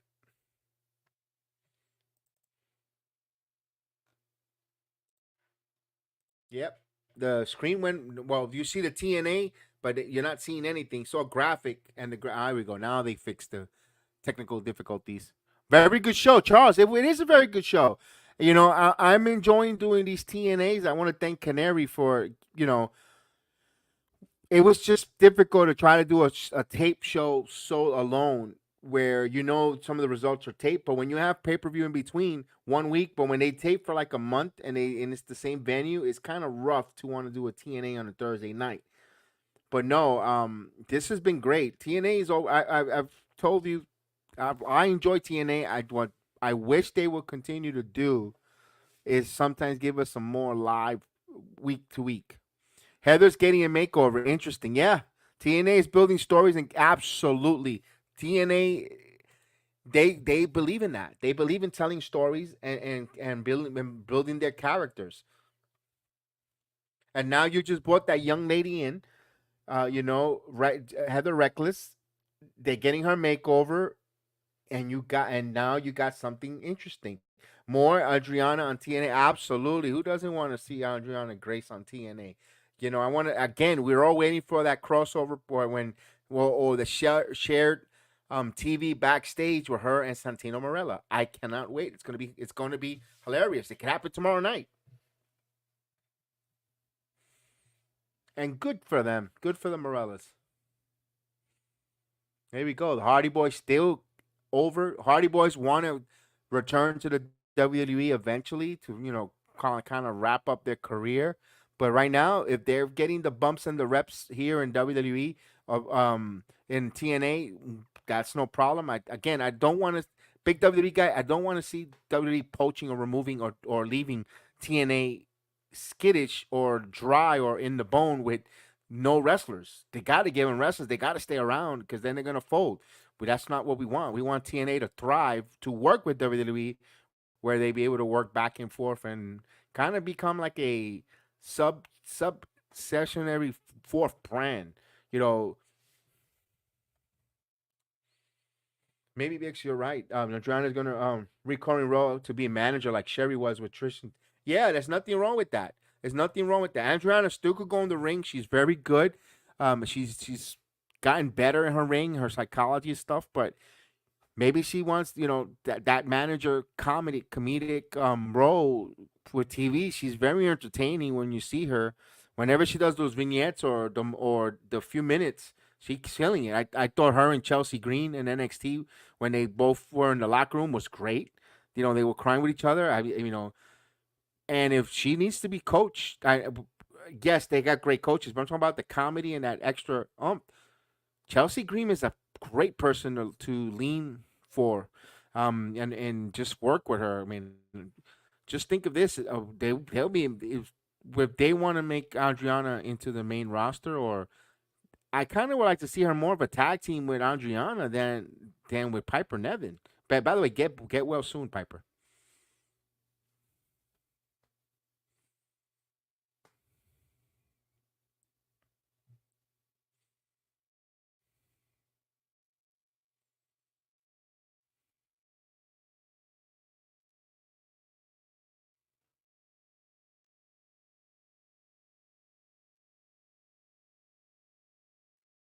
All right, we're waiting for the commercial. Final main event: the Hardy Boys made the ring. And then, of course, they're gonna wrap that up. That's gonna be a hell of a match with the Hardys and the system. And when I was talking about the tag teams and we're looking with if all the rumors are correct, if all the rumors are telling us with the rumorvilles, WWE is about to have an influx of tag teams in the in NXT realm. They're talking about the Motor City Machine Guns making this possible run. You got the Lucha Brothers supposedly on a run to NXT. That's another set of tag teams. The growth of Hank and Tank Leisure. Um, Malik and Anofe is another tag team. That's a very strong one in NXT. Of course, you got Stax and Luca Crucifino.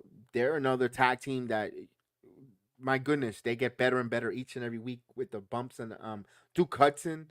If you want to, whatever iteration if you with Andre Chase or Raleigh Osborne. I'm not a big fan of Chase U, but you got to acknowledge them as a tag team, former tag team champions as well. They have a nice crop of tag teams. We're not even speaking about, to me, one of the most underrated, up and coming, to actually two tag teams is Bronco and Lucius Prince. I think they're phenomenal. I personally huge fan of them. I want those two kids to, and they were on main event. Those two kids, I want them. They remind me of Doom, aka Ron Simmons, Butch Reed. They just remind me. They just got that. Damn. I kind of, and also you also got on TNT, or was it uh Dupont and Tyson Dupont and Che, the other young man, I forget his name, with the Timberland boots, the tag teams. They're a very interesting tag team as well. They need some more time. They need to get some more TV reps. So NXT has men, a lot of strong men in tag teams right now. Where right now the main event scene is a little not log jam. It's Trick, it's Ethan Page. You got Sean Spears, but he's got an injury. You gotta build your tag teams, and also if they continue to grow and continue to give us some outstanding matches, you got the Good Brothers. I forgot about the Good Brothers in down there in NXT. So if you got all those guys, they have a nice tag team core there. And then if you incorporate the Rascals to come part time to wrestle there, I would love then if that opens up the doors for the Hardys. You want the Hardys to go there and show up. There's nothing wrong with that, and it's not a slight for the Hardys to show up at NXT because they will be welcome at the Performance Center like the kings that they are, like the Hall of Famers that they are, or future Hall of Famers that they're going to be when they show up at if they were to show up at the Performance Center, that roof is gonna explode with when you hear that music, that iconic Hardy Boys music. Trust me, they're gonna explode at the Performance Center if they show up. And they will appreciate it from where it become a full circle for them going through their trials and tribulations, self-imposing or not, but to see them return back, even if it's in an NXT and then they will love it. To see them back in the WWE company will be a nice nostalgic ending or return for them, but I still want them to stay at the TNA. Get more bumps, make their money, entertain a lot of crowd. Look at the crowd; they're enjoying seeing the Hardy Boys. He could do this delete. He could do his brother Nero. He could do all the different things. I kind of like him here. I like they don't. There you go. Here's Jeff.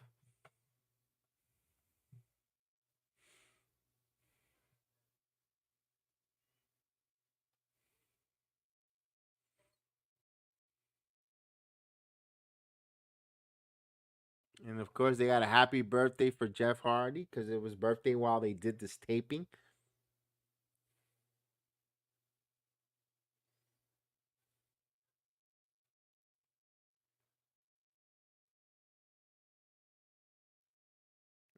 There's a tag.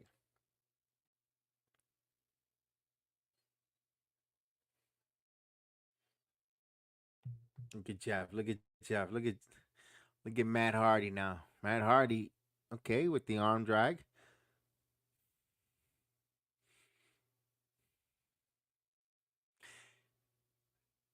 Here we go.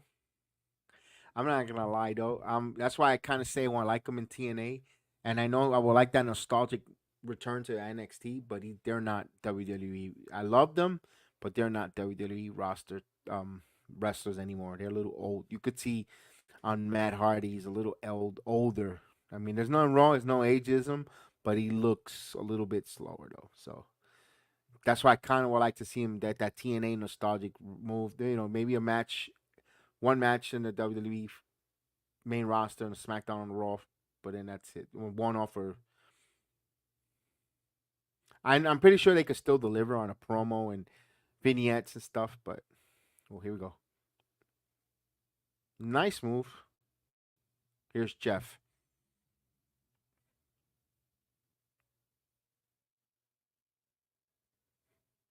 Ooh, Drop kick on the apron.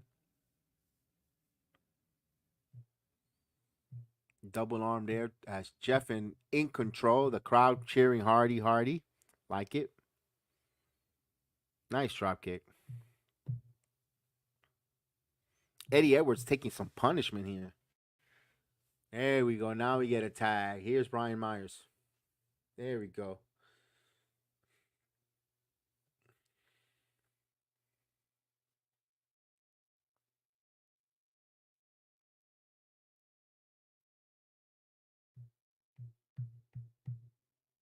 Irish whip. Edwards now going to corner. And, ooh. Myers. And now Edwards squashes him. 2 for 1 here. Oh, here we go. Vintage Hardy. Got the... Here we go. Oh, Stinger splash with the help of his brother. There we go. Delete. Double clothesline. Out goes the system. There. Cleaning house. The Hardys. Vintage. Let's go.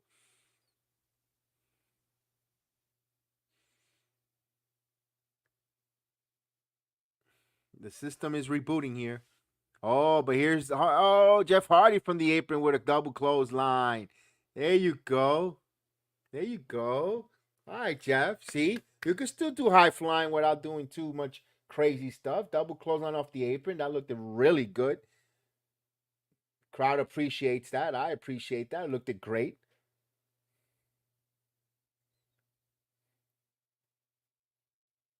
Now Brian Myers back in the ring. Legal man is Jeff Hardy. So, but Eddie Edwards grabbing his ankle. And that was just what they needed as Myers comes up with a kick now.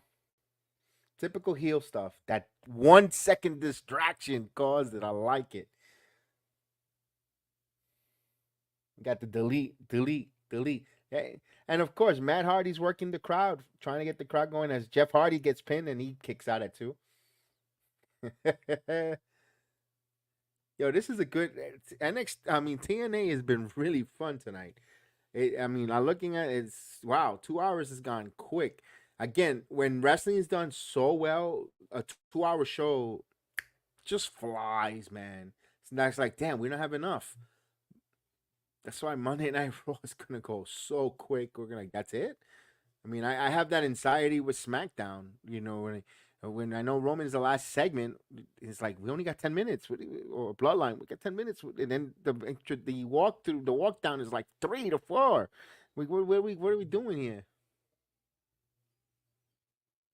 But this is going quick. This is. Oh, he got a headlock in the center of the ring here by Myers. Picture in picture for most of us.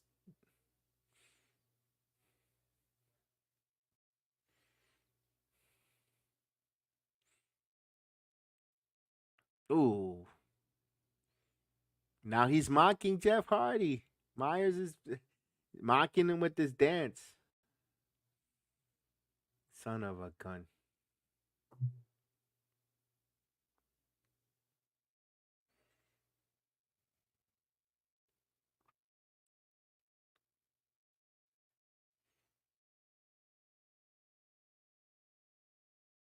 Ooh.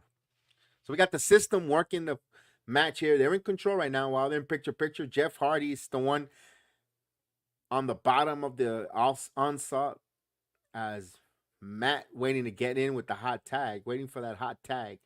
He's got the crowd screaming, delete.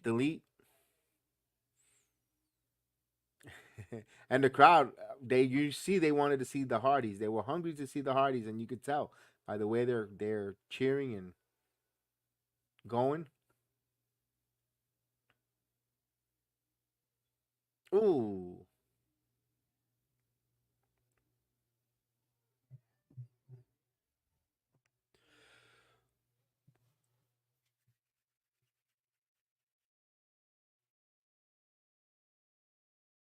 Oh, what a clothesline. Excuse me.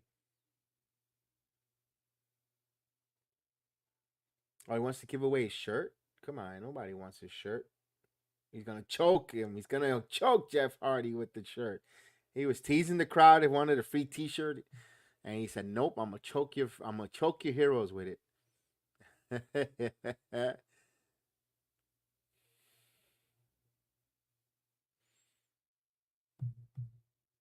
Good kick.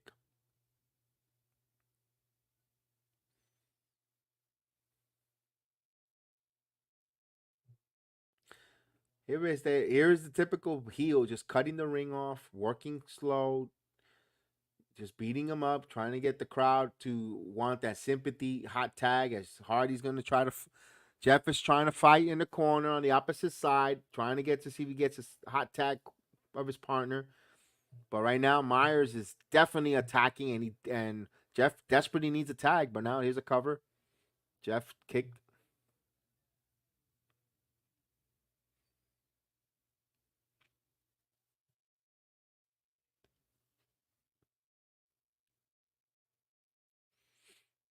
Ooh, elbow strike. And let me see. Oh, typical chin lock there by Jeff Hardy. Jeff now, when he going beneath his legs, he does. There's the hot tag here. Here we go. Matt Hardy ready to delete people. Let's go. Irish whip. There's a clear line. Here we go. Oh, ladies and gentlemen, he's cleaning out. Here we go. Delete! Delete! Delete! Delete! He's in control with the delete. Let's go. Oh, come on. Oh, he went for a bulldog, missed. Here we go. Oh, typical Matt Hardy with the slam. Amanagi slam. Oh, the shirt is off. That means there's business. That t-shirt came off. That means Matt Hardy means business. Here we go. Typical. Here we go. From the middle rope with the elbow. 2. Kick out.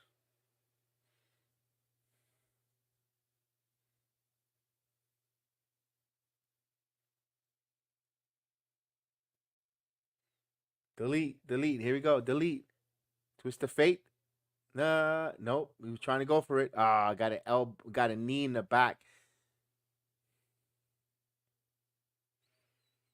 Wait, now Matt Hardy, now Eddie Edwards. Eddie Edwards run, but he holds Alicia Edwards. Come on, you coward. Where is it? Oh, but he got hit with a drop kick by Brian Myers. Come on. Oof.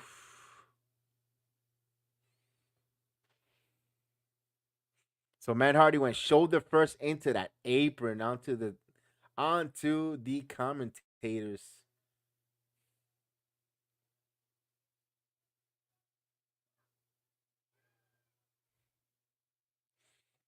The system isn't. Oh, what a chop! Damn. Yeah, you took your shirt off. Now take the chop.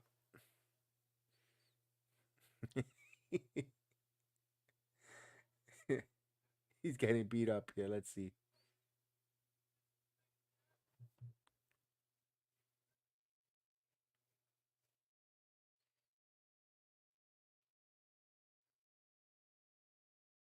You got the Hardys chant. The crowd is going for Hardys. Hardys. Ooh, Eddie Edwards trying to bait here. Oh, poke in the eye. Classic poke in the eye. Oh, there you go. Still effective no matter what year, what date, what decade. A good poke in the eye will stop any momentum. Hi, Hawk. Hi, Myers. Oh, side Russian leg sweep, the second one of the night. Somewhere Andre Chase is smiling. 1, 2. Missed kick out at 2.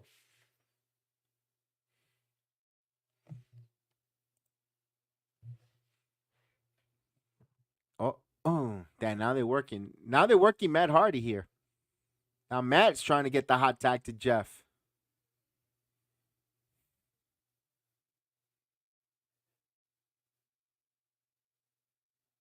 There we go. The crowd getting the clap going. Let's go. I can see how the talent looking through they're peeking through the curtains. I can see on TV the camera, the talent trying to look on the match. That's cool though. They want to see the match. Oh, almost had a tag. And of course, they're cutting the ring in half here. The system is a snap bear into a sleeper.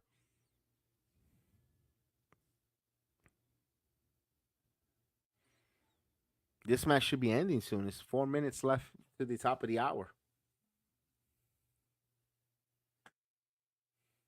Ooh. Nice. Belly to back suplex. Nice. Here's Myers now. Waiting in the corner. What's he going to do? Waiting for him to get up. Is he going to spear him? Looks like he's going to set up. What does he set up? Running. Oh, but what a punch by Matt Hardy. Big right hand. Hardy now. Neck breaker.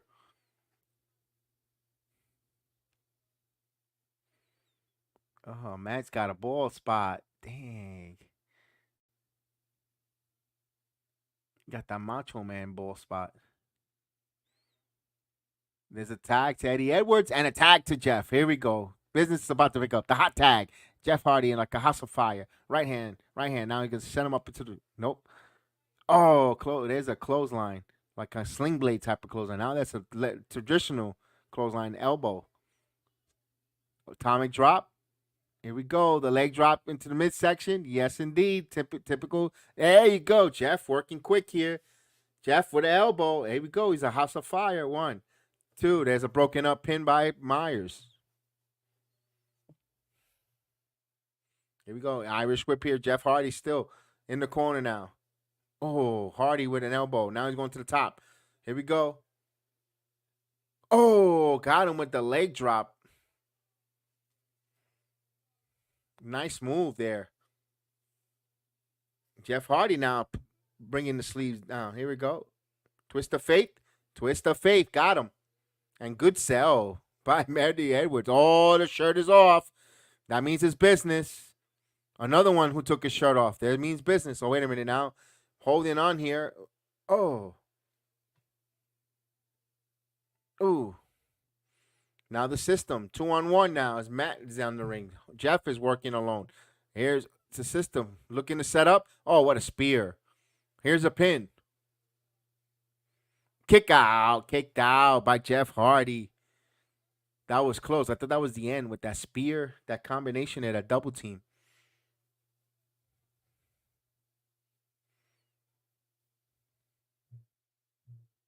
They got Brother Nero. The crowd in Lexington, Kentucky, Brother Nero chants. That crowd was very good. All that whole weekend, from emergence here to this taping, they were very good. I gotta give credit to Louisville, Kentucky. Here we go. Oh no, Matt throws him right into his partner. Oh, clothesline. Here we go. They've got Brian Myers on the top rope. Let's see what they'll do here. Are they gonna set him up for a super? No, twist of fate from the top rope. Now here's Jeff Hardy. Twist of fate. Got it.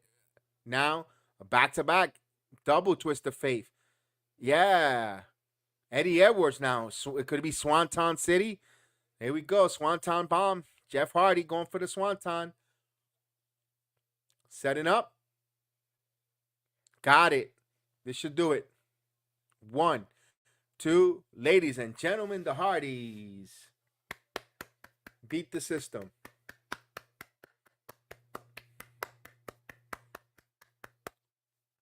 What a nostalgic victory for the people in Kentucky.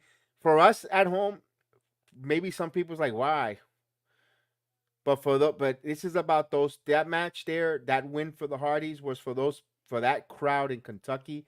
They earned it. They gave it to them. They deserved it. They bought a lot of the cheers. They were very alive. Or it looks like a small crowd, but they were on fire. And you give them a closing of the show, they go home happy. And that's a feel good moment for those people in Kentucky and for fans of the Hardys. That was, it doesn't hurt the system. They are still already booked for the world title match, tag team world title match with the ABC. Didn't hurt them. Jeff and Matt Hardy gets the victory. Now you could set up a story. If whoever comes out victorious in that tag team match, you got the Hardys. They have to, ABC the Hardys, ABC in the system again. We beat you last week. We beat you yesterday, if you could say, and now we want a match. Anywhere they could go, it's good. What a good show. The TNA tonight, a very good show. Again, what hurts TNA is the taping being taped a week ago. or on Saturday and then air on Thursday, you with the way social media gives away results and tells you what's going on, it kind of spoils the fun a little bit. But we'll still keep doing it. We'll still having fun. Hopefully, Canary will return Thursday.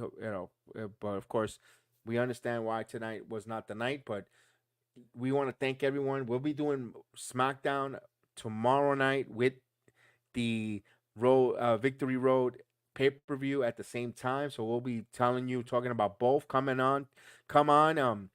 Participant chat. Thanks for everyone that participating in the chat, man. You guys were awesome. Charles, Logan, Danny, Ted, Miss Heather. Thank you guys. You guys were awesome.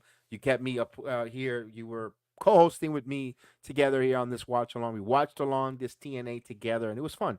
It was really fun. It's really good. I got to be able to speak a little more with wrestling, more than nuts and bolts of wrestling. Normally, when we have the watch on, I'm not able to. It's okay because that's why we want. I want everyone to come on so we can have a conversation of what we see. And sometimes we start doing some shenanigans and start talking about wrestling and all this stuff. It's always good to have that dialect. But of course, the one-on-one with you guys was cool. Hope my insights helped, or what I see from my point of view, from my eyes as a wrestling fan, watching this since WrestleMania 1. I want to say, I always say this, thanks to my grandfather to get me into wrestling. My grandfather, God bless his soul. May he be rest in peace. Thank you so much again for making me a wrestling fan. I mean, from that WrestleMania even before WrestleMania 1, Thank you, Grandpa, because I definitely enjoy love wrestling throughout the years. And my Uncle Gil taking me on all the different adventures, from Madison Square Garden to SummerSlam, the very first one, to all the different Madison Square Garden house shows. Of course, and having the privilege to take my sons to see.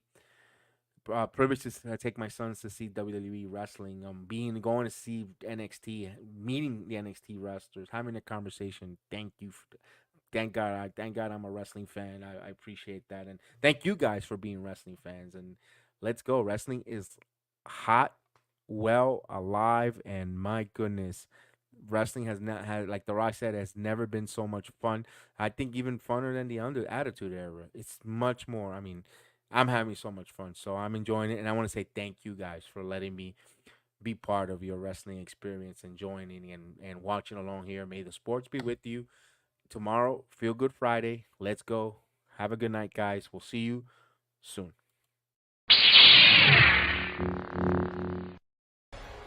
Acknowledge me.